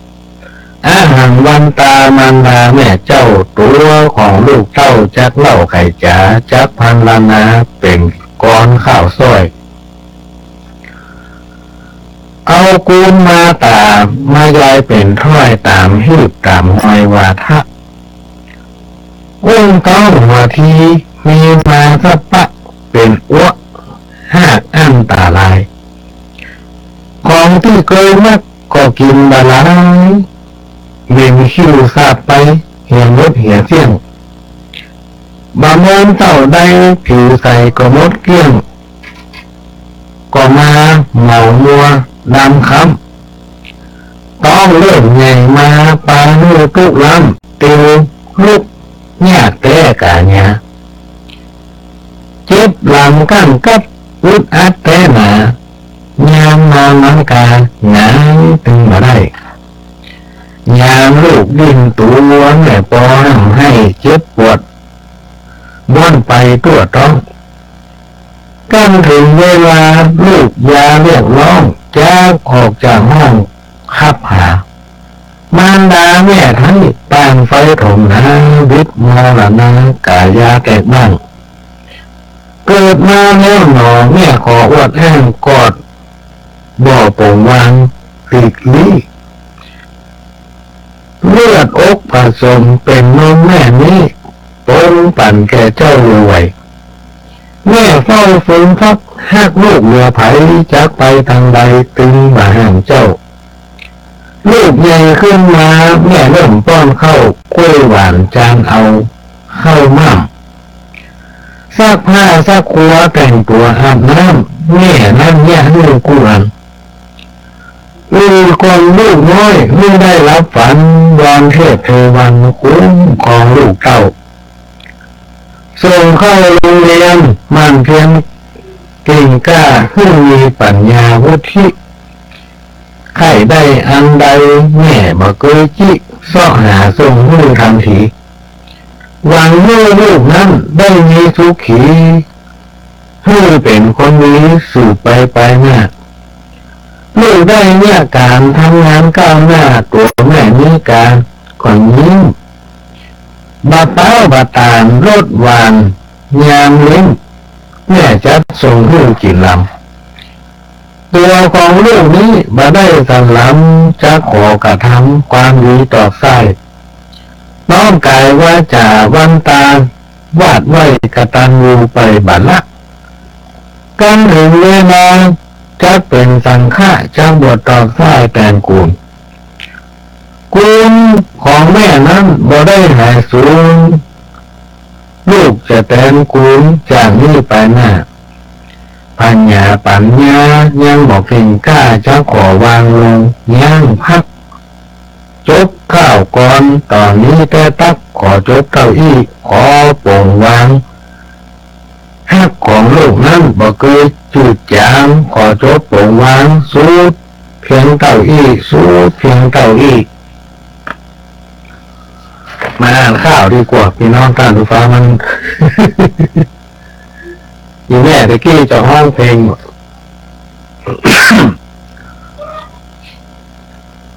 ก็มาอ่านข้าวของนวีสีแก้วสิรินนี่อันนี้เดี๋ยวจ้อยละอ่านเป็นกรรมเนาะบุตรตาเหยดูลาลูกรักมาตุมกว้างซัดพ่อแม่ปิตามาสวะตุมลาพ่อแม่สองเท่าต่อบ่อเอ็นดูตากาหาลูกเต้าบ่อกึดบุญกุลแม่เลี้ยงเกิดมาเป็นคนกายเป็นหอดเมี่ยงมาจากตอบตามึงปู่เลี้ยงใหญ่มาแล้วกลายเป็นศัตรูเปรียบเหมือนดังงูตัวพิษเก่นกล้าพ่อแม่สั่งสอนจงหองสวกกล้าจ้ากังมาเนื่อนมุกกันสู่เจ็บเป็นสู่จักหู้ทุกสู่จักวันไหวหากุลลูกเพศลูกยักเทวตัดมาสูงบอกกึดหาบุญคุณแม่เลี้ยงพ่อเจ้ามีไปเอาผัวเอาเมียต่างดาวฮักเหลือมันดาแม่ไทยพระเจ้าของตัวมาตุมละไว้บอกปิดป้องหน้ามาใจได้ผัวร่วมฮักเมียแปลงเตรียมใจลวดบ่ออะไรมารดาแม่เจ้าพ่อแม่ตัวเรามาตั้งเก้าเพื่อตัวยิงเราลูกรับลูกเต้าเตรียมใจเป็นเตวทัดมาซัดขวางมือมัวเมาได้ผัวร่วมฮักเมียแปลงเป็นสาวลวดใจมัวเมามาแย่งพี่ขึ้นแม่นี่กึดลายตัวนายกึดตื่นบอกกึดหาบุญกุลแม่เลี้ยงแม่อุ้มหอบนายนักข้างหนองเตี้ยมแม่คว้าหอบอุ้มเดินเตียว เรื่องใหญ่มาแล้วกลับกลายเป็นงูเขียวบ่ไข่โดนเตียวมาหาแม่เจ้าแม่มาทุกข์ใจเนี่ยการตึงเท่าพอหิวให้งุยอ่อนนัก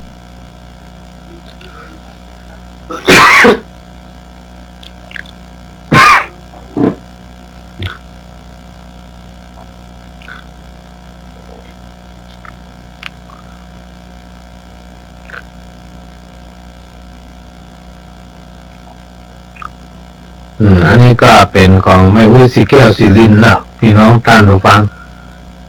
ข้าวเศรษฐกิจพอเพียงของแม่จะรักษาจีนเฮาเหมือนนักอย่าฟักหลายเขียงเอาหมอกพอเพียงเลี้ยงครอบครัวได้จักแต่งข้าวสารมากราบวอนไหว้กับพี่น้องตัวไทยตัวทิศช่วยแก้ปัญหาช่วยมาค้นคิดชีวิตต่อสู้วันๆจ้างขายจ้างค้าได้มาแบ่งปันเป็นส่วนเป็นอันมันก็อยู่ได้ก็จักพอเพียงเรื่องต้องปากไส้ปลูกส่วนครัวไปพร้อมพักบ่ทั่วบ่แต่งบ่แฟงบ่ฟักปลูกตามรั้วบ้านเลี้ยงใหญ่เมื่อกินเมื่อใช้นำเอาไปขายจักเสริมเป็นลายจุนเจือในบ้านถึงเศรษฐกิจวิกฤตแต่ด้านคงบ่ยาวนานยืดเยื้อเฮาต้องทำใจทนไปกู้เชื้อตามโอกาสเอื้ออำนวยประหยัดเข้าไว้จังได้ไปสวยถึงบ่ล่ำรวยกะพอกอยู่ได้กะหมอกอยู่ได้ ของแม่วิจารณ์รักทรัพย์และทำบทนี้เป็นของ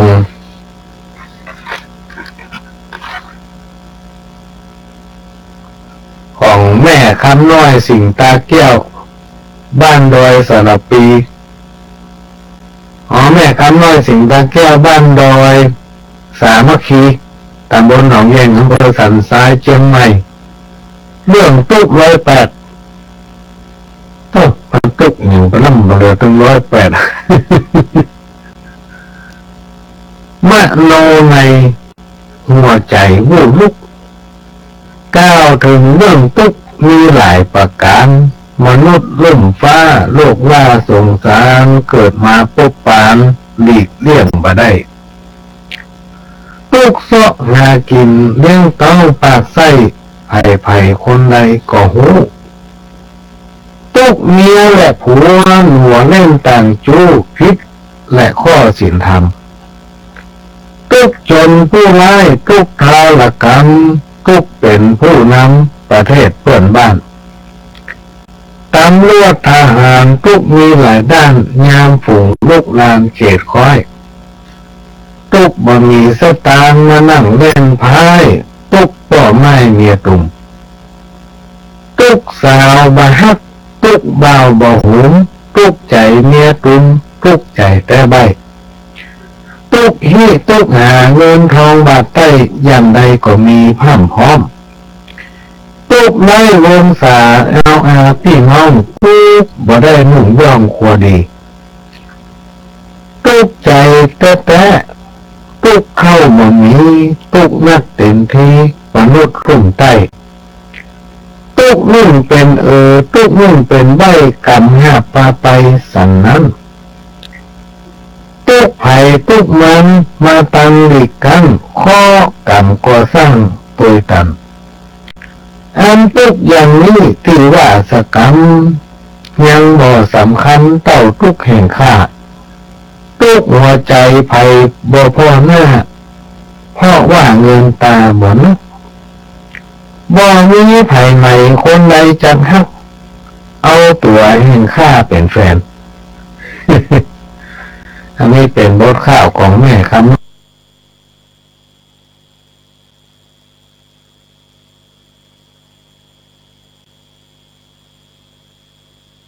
ก็มาฟังข่าวยาเสพติดยาเสพติดมีพิษเหลือหลายมันลังทำลายตัวบ่เลือกนา กราบวิงวอนพี่น้องเจ้าข้าจะตกเป็นทาสของมันถ้าโดนจับแล้วมีโทษมหันต์100 ปีเดือนวันโดนขังคอกกวาง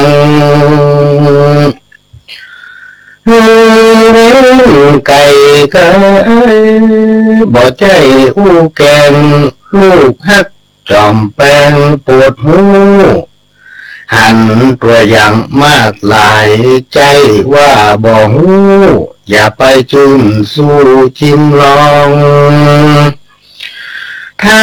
ติดมันแล้วบอกเขี้ยวบนมองน้ำตาไหลน้องกูพ่อแม่เจ้าขอร้องลูกหลานอย่าหันหน้าเข้าออกมือเหี่ยเว้ยเว้ย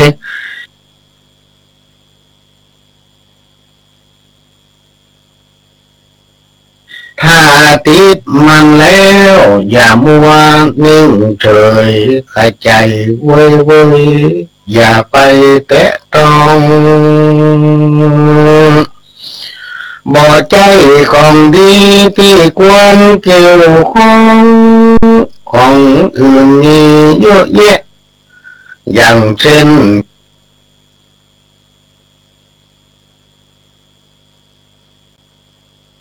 กีฬามี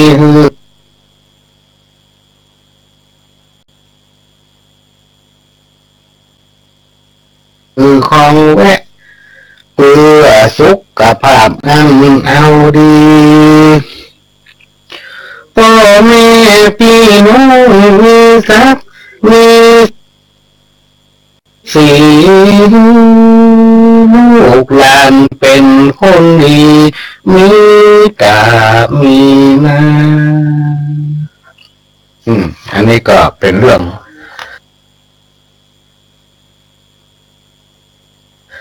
ยาเสพติดก็คนที่แต่งมานี่น่าจะเป็นแม่สีพัน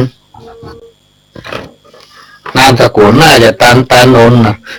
ต้นแต่งมาเมื่อนะพี่น้องตอนดูฟังแต่ว่าไม่ได้ยิบเอามาอ่านก็ปรากฏว่ามีวันหนึ่งไปอบรมกลุ่มแกนนำไปเป็นวิทยากรร่วมกับปปส.มีพี่น้องหลายจังหวัดมาอบรมร่วมกันโยธาฝ่ามือ10 นิ้วขึ้นต่างวางกิ้วกายเก้าเกษาขอบกลมกาบนบองค์กษัตริย์ตาพระจอมราชามหาราชเจ้าพระราชประสงค์ขององค์จอมเงาทรงคิดแบ่งเบาพี่น้องพระองค์ค้นหาปัญหาปากท้องคืออยู่ถูกต้องพอดีงานได้เฮาน้อยก้อยอดขันที่ใจพอดีบ่มีอยากกันรู้จักถนอมอดออมใจก็บ่มีวันจะทุกข์ตามพระประสงค์ขององค์ประมุขตามตัดสอนให้เฮาฟังอย่าไปฟุ้งเฟ้อเกินหวังเลี้ยงชีพจีวังปลูกฝังเลี้ยงใสก็จะมีกินพอเพียงอยู่ได้บ่เปลืองเงินไปจ่ายซื้อ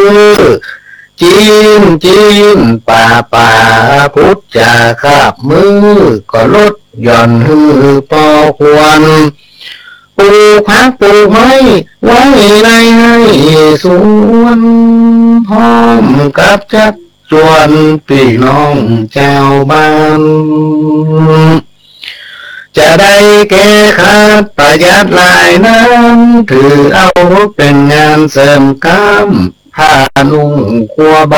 อันใดแปลงล้ำบ่จำเป็นต้องไปเอาซื้อมานุ่งใจมอบใจได้กับเขาเฮาก็เลือกเอามอบเอาใจได้บ่ต้องเกือกไผคนใดเหนือไปหมู่มีเงินไทยหลายล้านเฮาอยู่พอดีบ่มีเกียรติค้านบ่เข้าขั้นทานลำเค็นจักจกใจซื้อเฮือเลือกจำเป็นแต่งใจเย็นเย็นก้อยเป็นก้อยสร้างอย่าลับตาฝืนจงมืนตากว้างจักหันแนวทางลงดึงบางคนเดือดร้อนเป็นคนบ่มันขยันคิดแต่ตื่นบางคนก็มีเงินเล็กน้อยเหินตัวเขาเปิ้นเอาตัวเอาบอกกึดที่แจ้งเพื่อมาหูคิงกระเป๋าพอแห้งเฮามีกะแห้งเล็กน้อยถ้าเอาเล็งหันรายวัน200มันถึงบ่น้อยพอเพียงจริงเฮาบ่นักอย่าฟักลายเฮียงเฮาบ่พอเพียงเลี้ยงครอบครัวได้จะแต่งข้าวสารมากะวอนไว้กับพี่น้องไทยทั่วทิศช่วยแก้ปัญหาช่วยกันมาคนคิดชีวิตต่อสู้วันจ้างใครจ้างกะได้มาแบ่งปันเป็นส่วนเป็นอันมันก็อยู่ได้ก็จะพอเพียงเลี้ยงต้องปากใสปลูกส่วนขั้วไปพร้อมพักบะทั่วบะแตงบะแฟงบะฟักปลูกตามหัวบ้านเลี้ยงยายเหลือกินเหลือใจน้ำเอาไปขายจากเสริมเป็นหลายจุนเจือในบ้านถึงเศรษฐกิจวิกฤตแต่ด้านคงบ่ยาวนานยืดเยื้อเฮาต้องทำใจทนไปกู้เชื่อตามโอกาสเอื้ออำนวยบางยักเขาไว้จะได้ไปสูงถึงบ่ร่ำรวยกะหมอกอยู่ใดกะหมอกอยู่ใดนี่ก็ของแม่จันลักทรัพย์ก็จะได้มาจอยให้พี่น้องตั้งหลายฟังออกไลน์ก่อนที่จะนำเอาปัญหาที่ถามมาอูฟังเรื่องหนี้สงมาเก่าใครมั่งมีหรือว่าใครล่ำใครเลยอย่าเป็นคนขี้ค้าน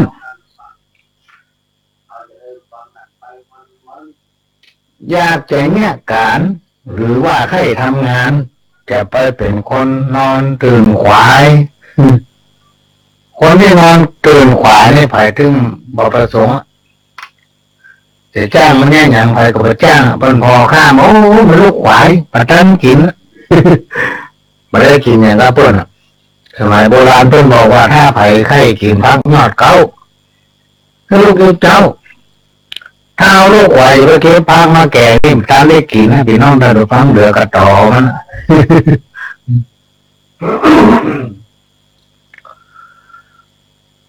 ข้าวห้ามกรรมเก่าคนเฮามนุษย์เกิดตายหาที่สบายที่ไหนบ่ได้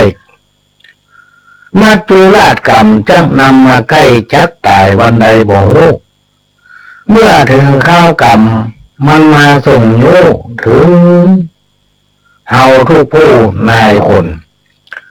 บอกว่าคนทุกคนมีคนจนเจ้าคนนายคนก็ตายหมดเสื่องก็ตายหมดเสื่อง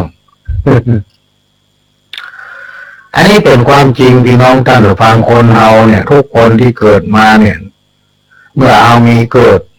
มันก็มีความ ปลี่ยนแปลงแปรผันในท่ามกลางท่ามปลายแล้วในที่สุดก็จะต้องแตกสลายกลายเป็นขี้เถ้ากลายเป็นขี้ดินนะบอกว่าเขาจะอยู่ที่ไหนเขาจะเป็นเศรษฐีมีเงินจะเป็นคนยากจนจะเป็นคนขอทานจะเป็นคนอย่างใดก็แล้วแต่ไม่สามารถที่จะหนีความตายไปได้เมื่อถึงข้าวกรรมมันมาส่งลูกเขาทุกผู้นายคนบอกว่าทุกดีมีจนเจ้าคนนายคนก็ตายหมดเสี่ยงตายเหมือนกันหมด อันนี้เป็นอุทาหรณ์สอนเถอะว่าในขณะที่เราเกิดมาเป็นคนเราอยู่เมืองคนเนี่ยเราจะต้องฮักกันเราจะต้องฮักแล้วก็มีความสามัคสมานสามัคคีเป็นน้ำหนึ่งใจเดียวบ่ถือโทษโกรธภัยผู้ใดวันใดที่เราเผลอพลาดทำความบดีก็ให้ลำลึกนึกถึงว่าสิ่งนั้นมันบดีต่อไปจะไปเนี่ยแถม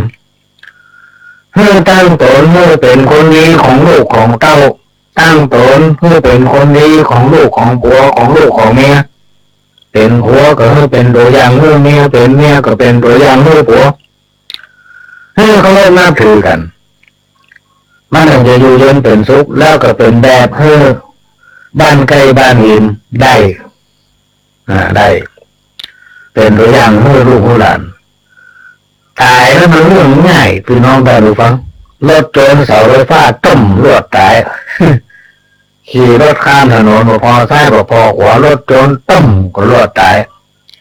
แต่ว่าจะเกิดเนี่ยมันยากพี่น้องได้รู้ฟังตายมันง่ายจะเกิดมันยากในโอกาสที่เราเกิดมาเป็นคนทุกคนมีบุญเก่าถ้าคนไม่มีบุญนี่ไม่ได้เกิดเป็นคนเมื่อเราเกิดมาตามนาบุญเมื่ออดีตชาติปางก่อนจากนี้เราก็ต้องสั่งสมบุญไว้สั่งสมบุญไปเตือเล็กเตือน้อยการทำบุญก็มีหลายอย่างหลายอันแต่ละอย่างแต่ละอันที่เขาคิดจะทำก็ต้องทำด้วยความตั้งใจไม่ใจจำใจทำเขามาจวนนะถ้าเขามาจวนถึงมานี่เป็นต้นมันไม่ได้กุศลถ้าเราทำด้วยความตั้งใจพี่น้องท่านผู้ฟังเป็นกุศลอย่างมากมายมหาศาลอันนี้เป็นสิ่งที่ขอฝากว่าในโอกาสที่เราเกิดมาเป็นคนซึ่งมันเกิดยากจะตายเกิดยากขนาด มันยากตายมันเรื่องง่ายเพราะฉะนั้นเราต้องร่วมกันทำความดีมีความสมานฉันท์มีความรักความสามัคคีทำกฎอย่างให้เป็นแบบอย่างแก่ลูกแก่หลานแก่คนในสังคมชุมชนของตัวเองอยู่ก็ให้เปิ้นม่วนอกม่วนใจจะนี้ไปก็ให้เปิ้นเสียดายให้เปิ้นจะถึงคือหอดมาน้อยคือหอดมานายคือหอดลุงนั้นคือหอดไอ้นี้มันอยู่บ้านเราอย่างมาม้วนเนี่ยไม่ใช่ว่ามันไปก็ดีไตก็ดีทำให้เป็นเบาอกเบาใจนี่ไม่ใช่ไม่ใช่ข้าของเราถึงจะเป็นเจ้าจ้างหรือมาเศรษฐีถ้าชื่อเสียงบดีบ่มีไผอวดอ้างชื่อเสียงเขาดีถึงแม้นอนตายกระด้างก็มีคนอวดอ้างยินดีอันนี้กับเปรียบเปรยให้รู้ว่าแม้ว่าจะมั่งมีถึงขั้นเป็นเศรษฐีแต่เป็นคนบัดดีพี่น้องได้รู้ป่ะมันเป็นคนบัดดี มันจะรวยขนาดไหนก็แล้วแต่มันมีไผ่ชอบมันมีไผ่สู้คนบัดดีนี่นะ มันจะร่ำจะรวยจะมั่งจะมีนะก็แล้วแต่มันบัดดีไปที่ไหนไผ่เราถึงมาชอบแต่ถ้าเราเป็นคนดีมีคุณธรรมแม้ว่ามันบ่มีอย่างไปที่ไหนเพื่อนก็ชอบแม้ว่ามันจะเสี่ยงอายุตายไปก็จะมีคนยกย่องสรรเสริญไว้ก็ตึงหามันล่ออย่า หมดงามมักน้ำมันหมูสัตตูมักใส่ตดคนขี้โกรธมักเสียเข้าเสียของคนจองหองบ่มีเพื่อนคนบ่ลงบ่เลื่อนเปื้อนจังสลิดคนมีความผิดจ้างแปลงหน้าสกเศร้า คนที่มักเหล้าก็มักจิ้นมักป๋า เป็นอาหารมันนะเนาะแก้มเหล้าแม่มารต้นมักส้มคนเล่าขี้จมลูกหลานจำคนขี้จี้บ่มีเพื่อนป้องคนมักแต่งมักย่องบ่มีสตางค์อันใดทำงานก็ซื้อมาใส่ประดับตัวมันเนี่ยหมดมันก็เลยมีสตังค์ที่ใดเปิ้นบะเจิญบอกควรดีไปอันนี้สำคัญนะพี่น้องท่านผู้ฟังบางที เปิ้นไม่ได้เจิญเป็นงานเฉพาะของเปิ้นเฮาไป เปิ้นไม่ได้ตะเตรียมไว้ต้อนรับเฮาโลกการโลกงานเตื้องจักได้เป็นดีถ้าไผไปโลภอิถีนาลีเขาได้กิ๊กอีเนาะไปมีเมียไว้หลายๆคนนี่นะบ้านนั้นก็มีอำเภอนั้นก็มีที่ปุ้นก็มีที่เพก็มีคนประเภทนี้ครูบาอาจารย์บอกว่าจะได้เป็นขี้ข้าวะพี่น้องท่านผู้ฟังจะได้เป็นขี้ข้าในอนาคตมีจ้านหน้าจ้านเนี้ยอยู่ คนโลภการโลภงานจะได้เป็นดีเนี่ยการทำงานมันขยันมันเพียรนี่นะจะได้อยู่ดีกินดีมีสตางค์ใจโลภอิถีนารีมีเมียหลายจะได้กลายเป็นขี้ข้าโลภเสื้อโลภผ้าจ้างวินาศสิบหายเรื่องหมูตัวเดียวเป็นว่าจะใหญ่เต้าควายเลี้ยงหมูหลายเป็นว่ามักจะกลายเป็นจน อันนี้ประหลองเจอมาละประมาณเมื่อปี 2548 จำไม่ได้ว่าเดือนอย่างเปิ้นมอบหมู 48 ตัวพี่น้องท่านผู้ฟัง 48 ตัวไม่ได้คิดถึงว่าหมูมันจะต้องกินอาหารก็มันคิดถึงว่าหมู 48 ตัวเนี่ยถ้าเขาขายตัวแล้วยังน้อยๆ 2,000 ก็จะได้เงินทางได้อีกก็จะเอามาเปาะมาหอมเป็นเงินกองทุนสมทบกองทุนแม่ของแผ่นดินอีกเนาะ พี่น้องท่านผู้ฟังเป็นการคิดผิดขนาดเพราะว่าหมูมันกินข้าวกินแกบวันใดถ้าว่าแกบมันมีข้าวมีอาหารมันมีมันห้อง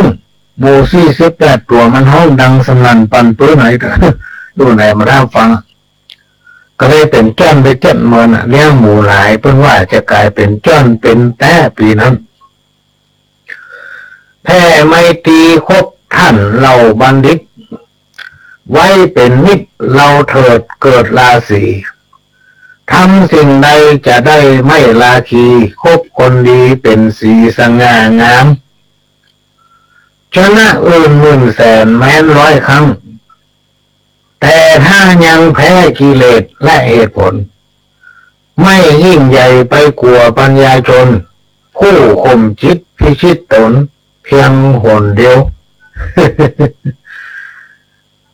ก็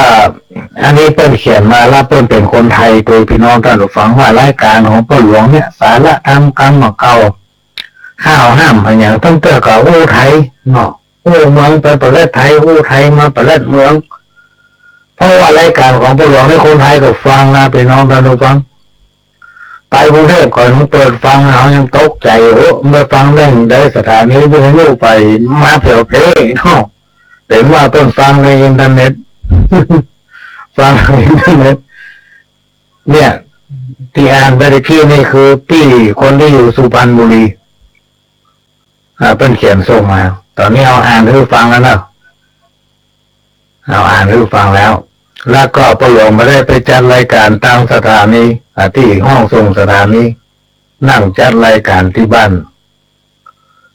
ถ้าท่านใดจะโทรเข้ามาก็โทรที่หมายเลข053-110-638ถ้าโทรเข้ามือถือนี่มันโทรเนี่ยถ้าคนบอกห้องนี่นะ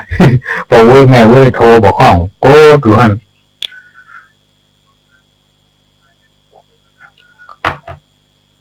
ปนมหัต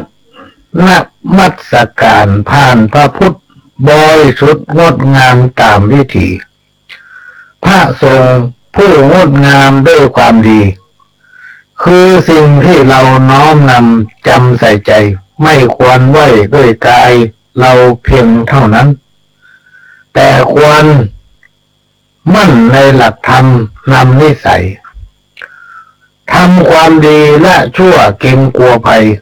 บาปใดๆอย่าใกล้ชิดจิตงดงามอันสินทานภาวนาอย่าเลยละอุตสาหะสืบสร้างทางสวรรค์นิสัยทรงคงนิพพานไม่นานคันเกษมสันต์แสนสุขสิ้นทุกภัยมนุษย์เราจะได้ดีเพราะใจสูงเลิศกว่าฝูงเดรัจฉานเพราะการสามคืออย่างคือกายวาจาใจคบไตงามพยายามฝึกฝนให้ตนดีติเตียนตนค้นหาผิดมีนิสัยชำระใจให้ผุดผ่องอย่าหมองสีกำจัดบาปทำแต่บุญพูนทวีให้เกิดมีเลือดล้นจนตัวตาย อันนี้ของพี่น้องสุพรรณบุรีเนาะของพี่น้องสุพรรณบุรีที่เขียนส่งมาก็มาอ่านให้ฟังแล้วนะ แม้เนื้อหนังเราฝังเผาเปื่อยเน่าหมดเกียรติยศยังคงอยู่ไม่รู้หาย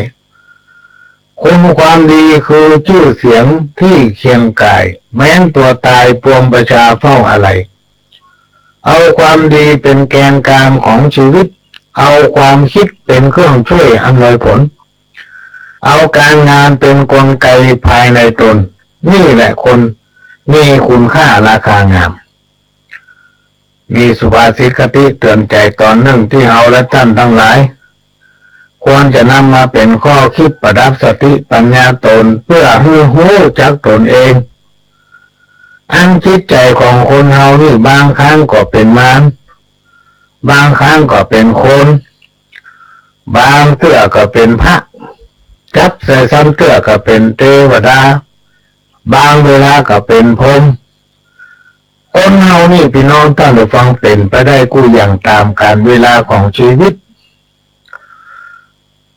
ครูบาอาจารย์ต้นจะกล่าวเป็นภาษิตไว้ว่าจะปลูกพืชก็ต้องเตรียมดินจะกินก็ต้องเตรียมอาหารจะพัฒนาการงานก็ต้องเตรียมคนจะกระทำการใดก็แล้วแต่จะให้มันได้ผลก็ต้องมีการพัฒนาที่จิตใจของตัวเองก็ต้องมีการพัฒนาตนเองก่อนที่เราจะไปพัฒนาคนอื่นอันนี้ก็เป็นเรื่องที่นำมาฝากข่าวเรื่อง15 ข้อโดยหลวงพ่อตุลุงบุญปั่นบุญญะธรรมโมภิกขุวัดปนอนแม่โป่งเปิ้นเขียนแต่งขึ้นมาวันนี้ก็จะมาอ่านให้ฟังถามรอบหนึ่งโอวาตังกายังเลิศล้นบ่อพิษแผกพ้นวินัยกองสินคนเฮามนุษย์จุ่งตั้งใจหนิมเฮือกึดขนิงกำเว้นบาปกล้าเกิดมาใส่กำกระทำล่วงหน้าบ่มีเวลาจะยั้งเวียนว่ายเวียนตายกรรมเวรอันนั้นมาปังตอบไส้ที่บุญตั้งเต้นไม่เตอะให้มันหายสูญจุ่งกระทำบุญถือเอาศีล 5อย่าเบียดเบียนกัน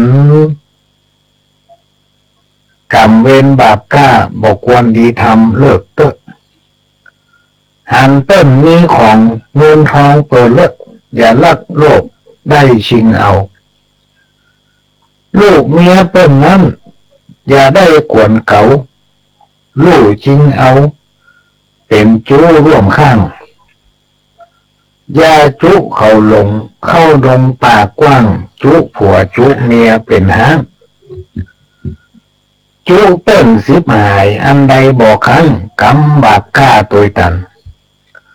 สุรายาพิษ นี่ก็เหมือนกันก่อความรำคาญเดือดร้อนเจ้าบ้านเอี่ยวบุกเอี่ยวตีบดีเที่ยงท่านดวงศีลดวงธรรมบอกไว้ต้นเหตุของมันเป็นอย่างนี้ไซหมู่เฮาบ่ได้สุขบานหมู่ชอบเล่นจู้นี่ก็เหมือนกันต้นนิ้วหนันดำหนีถึงบ่ป้นหมู่หมาปากกองมันไล่คบก้นหล่นขึ้นบนต้นนิ้วหมู่กาปากตองมันซ้ำมันลิ้วสาบลากติ้วตังบนเลือดเนาะเลือดน้อยอาบลงยังตนต้นนิ้วหนามคมงอขึ้นตังปีนเรื่องนี้ขันตีจะไปใจหิ้งก่อความวุ่นวายสะต้อนอวดหูเป็นหัวเจ้าบ้านเดือดร้อนบ่เป็นกลุ่มก้อนกันไปแตกเป็นเล่ากุกบ่สบายใจกึดสั่งอันใดมีกล้าจะยุ่งขอสร้างความสุขพอให้มันกุ้มชีวิตไผ่มันเท่านั้นบ่เมินก็ตายมีไผ่พังนั้นอยู่กำโลกล่าเมืองคนให้ฮักกันไว้เมื่อเอายังตนอย่าไปยุยงจ่าขวัญเล่าหน้าเกิดมาร่วมกันในของแรงล่าตานหอมกันมาที่วัดได้โคดฮือกันบอกว่าน้อยนักควรยกโทษฮือกันไปอารมณ์คนนั้นบอกว่าไผ่บางทีว่าไปบอกคิดทีท่วนจะไปถือกันกึดไปกว้างๆบอกเป็นประโยชน์นะคือหักแปลงกันจังได้เปิ่งปะยามเมื่อได้ไม่ไข้ตายนอนก็เปิ้งพี่น้องเจ้าบ้านทั้งผองช่วยกันไปหอมถวายทานไปฮื้อกันเขาว่าหยังฮื้อดักจื้อกื้ออย่าถืออย่าตือทิ้งละคนมีความอดย่อมได้เป็นพระตนแก่นกล้าบุญเหลืองเก้าอด10 เงี้ยนนั่งแต้นคำเหลืองกำโบราณเมืองว่าไว้หน่อยเจ้าต่อนนี้ไปแถมหัวเมียกู้เฝ้าจากกำนักเบาจมฟ้องเพื่อมีขันตีเนื้อนายนั่นน้องฝากผีฝากไข่กันไปห่วมสุกห่วมตุก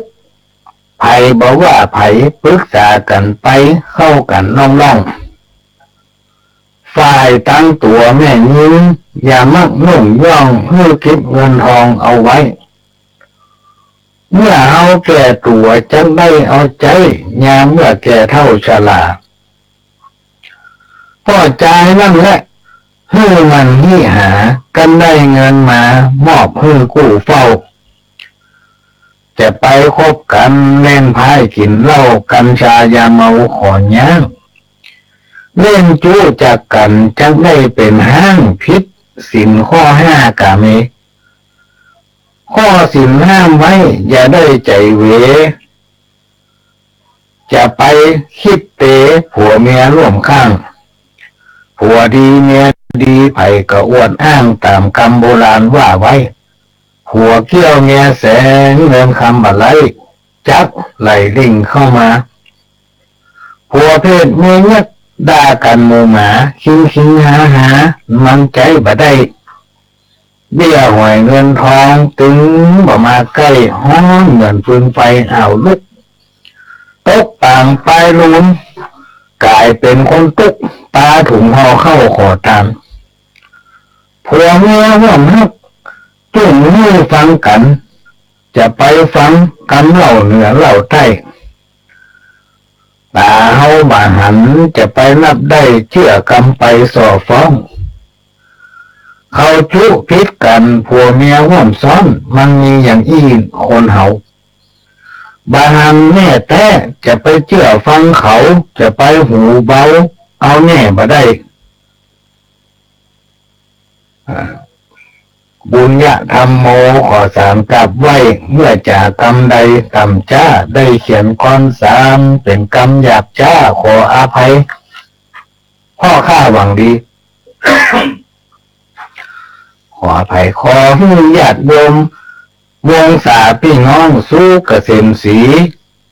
สุขภาพดีเกษมชื่นหน้าข้อเจ็บข้อเป็นภัยเวรบาปกล้าอุบัติโลกาสิ่งร้ายข้ออย่ากังวลถอยโหนเคลื่อนย้ายอย่าเตียวต้องฝ้ายมาลุมมันญาติแห่งน้ำตกใส่โกสุมดอกบัวปทุมบาติดอยู่ใต้คำศาสนาองค์คำที่ไหวเพื่อรุ่งเรืองไปอย่าละเพื่ออยู่ด้วยศีลกินด้วยธรรมะสนุกจื่นหน้ากันไปคุณพระพุทธคุณพระธรรมะคุณพระสังฆะแก้วสามตะไหลปลูกไว้ดวงไทยจิตใจแห่งข้าจิตใจแห่งข้า อันนี้ก็เป็นกรรมกรกรรมข้าวเรื่องศีลห้าที่จริงถ้าเขาเอาจอยนี่จัดหมดพี่น้องท่านผู้ฟัง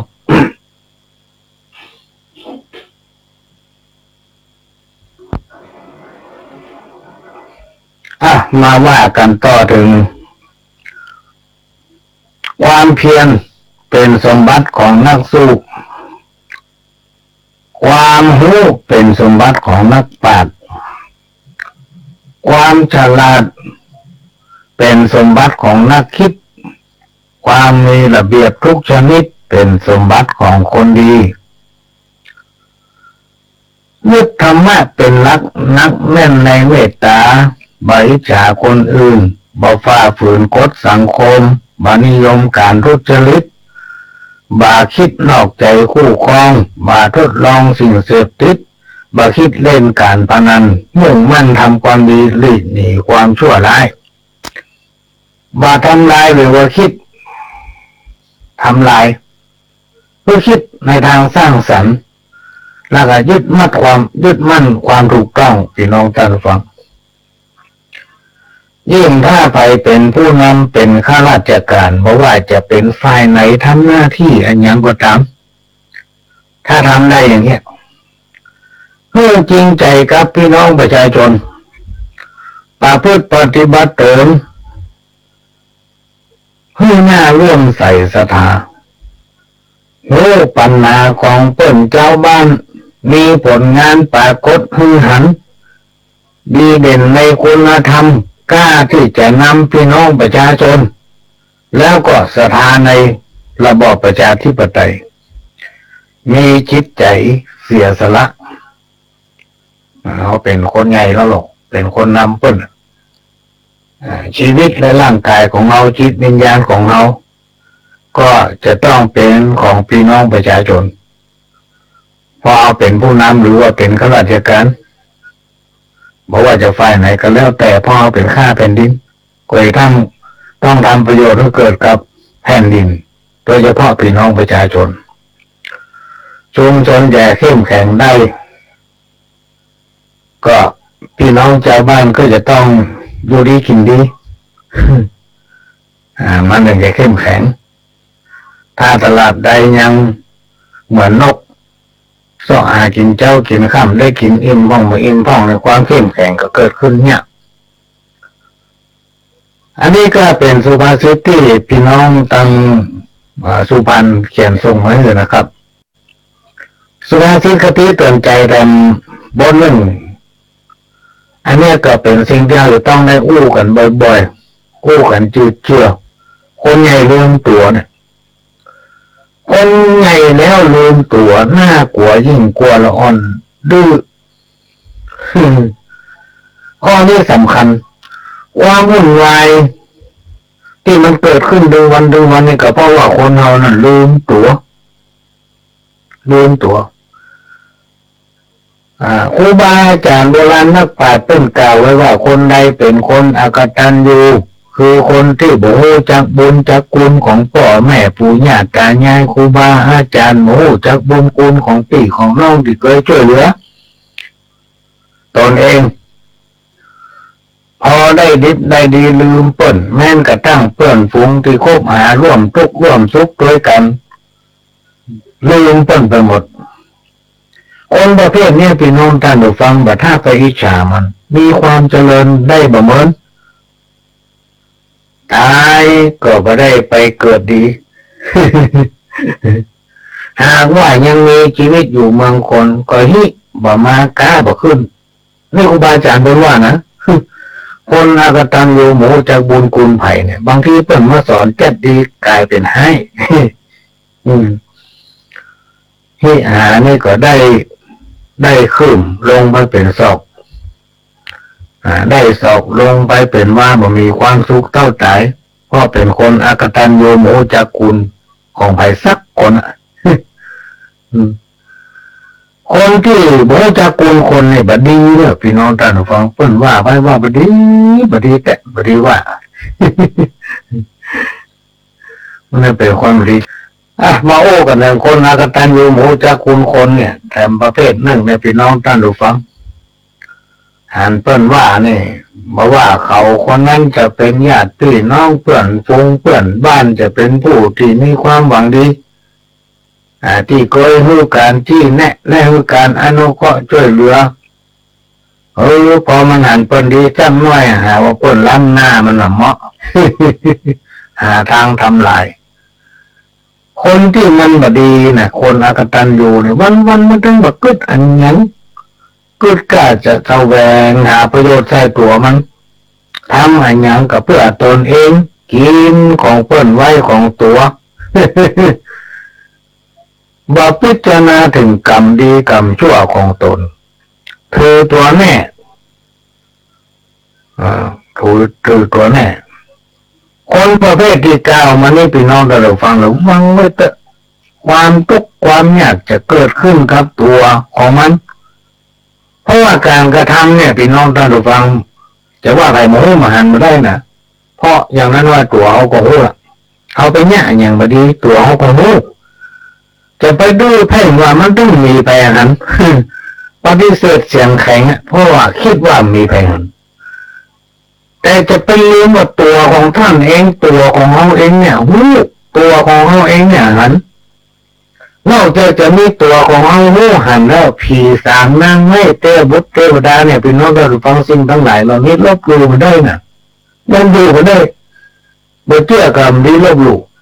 เพราะว่าสิ่งทั้งหลายเหล่านี้มันมีจริงคนหมูผีหูคนมหันผีหันอันนี้ครูบาอาจารย์เพิ่นว่า แต่ว่าในพุทธศาสนานั้นต้นรู้เชื่อถือสิ่งเหล่านี้ก็ไม่ใช่เพราะมันกู้กันมาตั้งแต่ไทยละหลายพันปีแล้วอย่างสุดจะตาปู่จ้าเตียนส่งก็เรียกควรไว้มันมีโดยกันมานมนานแล้วคนหมูผีหูคนมหันผีหันเขาจะว่าถึงคนมีผีบาน ฟังไปเวลาหมดละพี่น้องท่านผู้ฟังประหลวงก็จะขอนำรายการนี้จากพี่น้องท่านผู้ฟังไปก่อนขอทุกคนทุกท่านนอนรับฝันดีเหมือนกันคู่คนจากกับผมประหลวงสว่างท่าอินจันทร์ขอสวัสดีครั